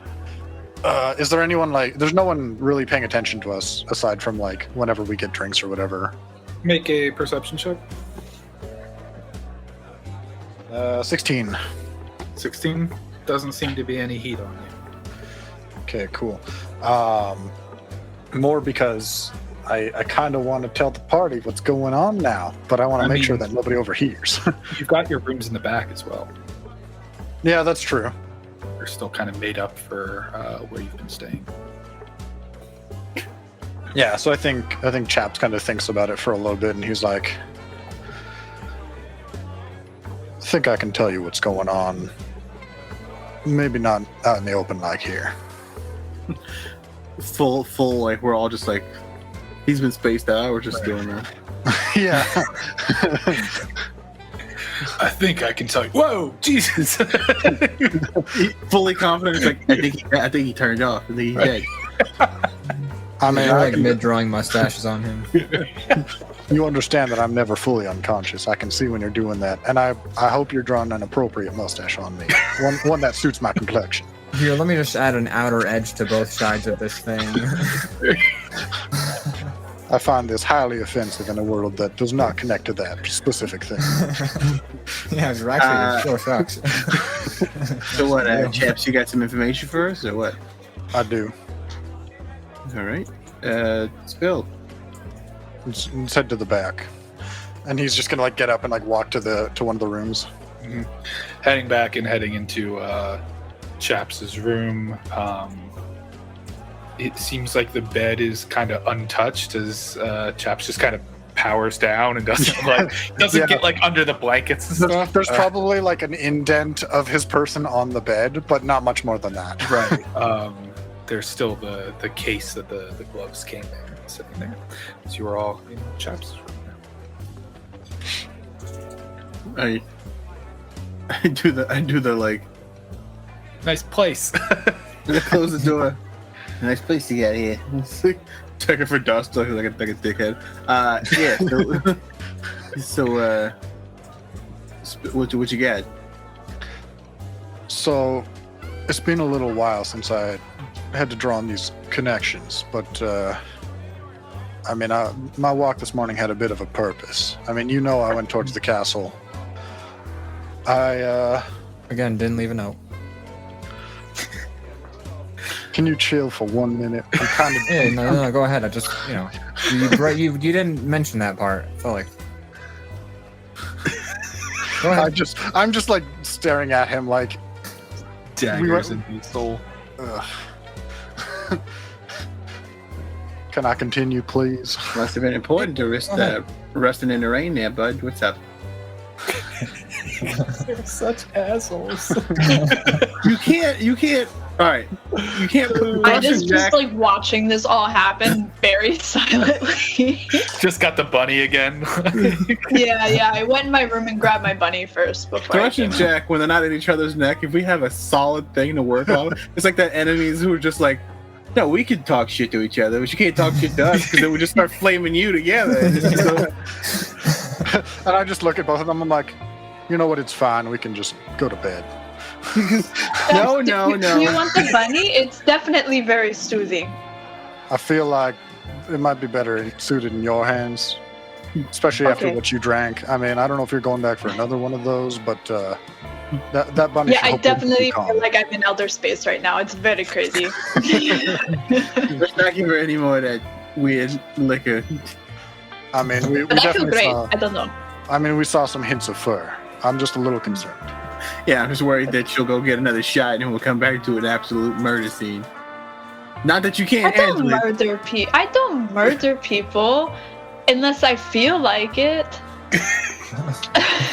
I don't feel like murdering anybody right now. I feel great. This is not really confidence inspiring. I don't think any of us are giving any great pep talks right now. As you were saying.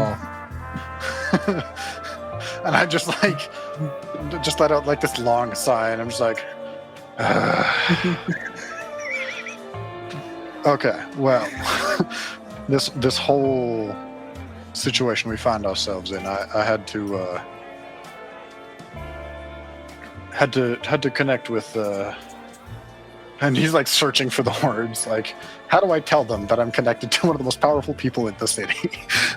And he's literally just thinking it through. He's like, I used to work for the Cerberus Assembly. I wasn't high up in their chain, but Warforged were typically built in preparation for wartime, and still is approaching that time. So I did my work, and I haven't done that work for about 30 years now. But given the situation we're in, I asked for a bit of a conversation. I'm sure you've all heard of Ludinus Deleth. I mean, we saw him with Kai the one day. Yes. I was gonna say one of the suits. Yeah. Older elf gentleman. Carries himself pretty well. This morning I went and had a conversation with him about Kai.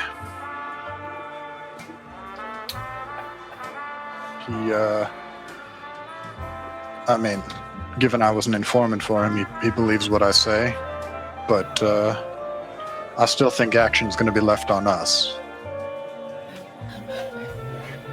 So you contacted one of the most powerful people in Rexxentrum, who you used to work for, which is as a story in itself. And he like rubs his cheek a little bit. And so, are they gonna? We saying it's on us, so they're not gonna help us at all? Have they already helped us? I'm confused. Well, I mean, I'm not sure the extent they're going to help us, but he wants to meet us, all of us, tomorrow. Then afterwards, he gave me details on where the meeting is. All right. Would y'all be okay with meeting him? Well, considering we got shit off our plan, why not? Sounds better than reading a book.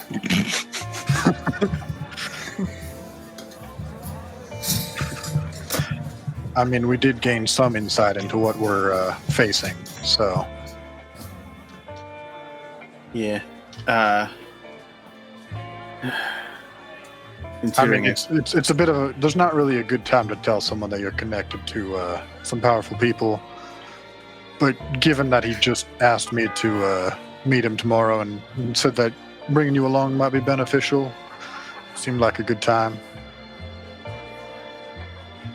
And you're 100% certain this isn't some kind of perfect ambush to have like arches on the roof and.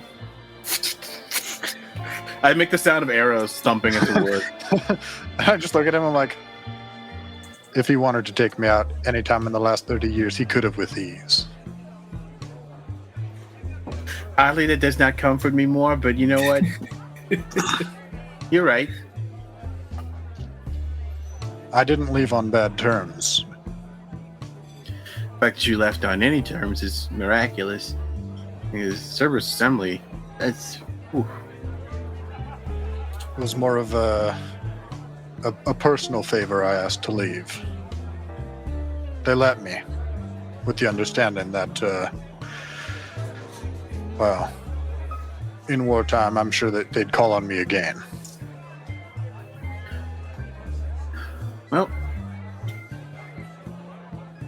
we're in our own war now.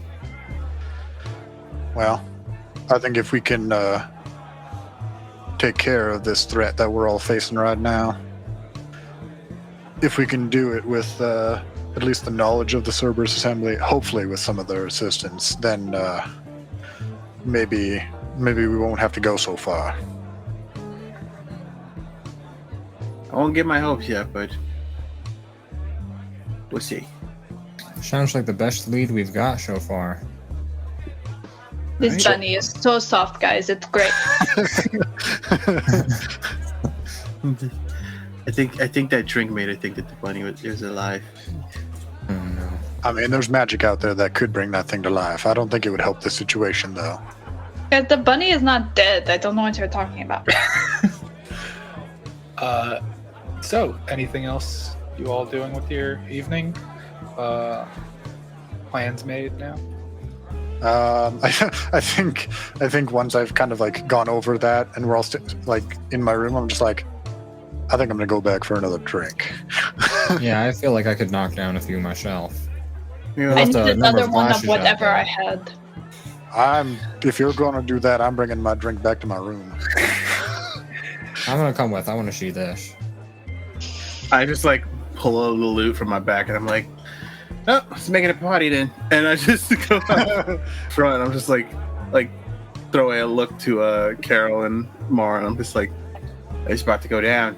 And I just like find like the corner and I'm like standing on like a block and like, and one and two, and I just start playing. Can you give me a performance check?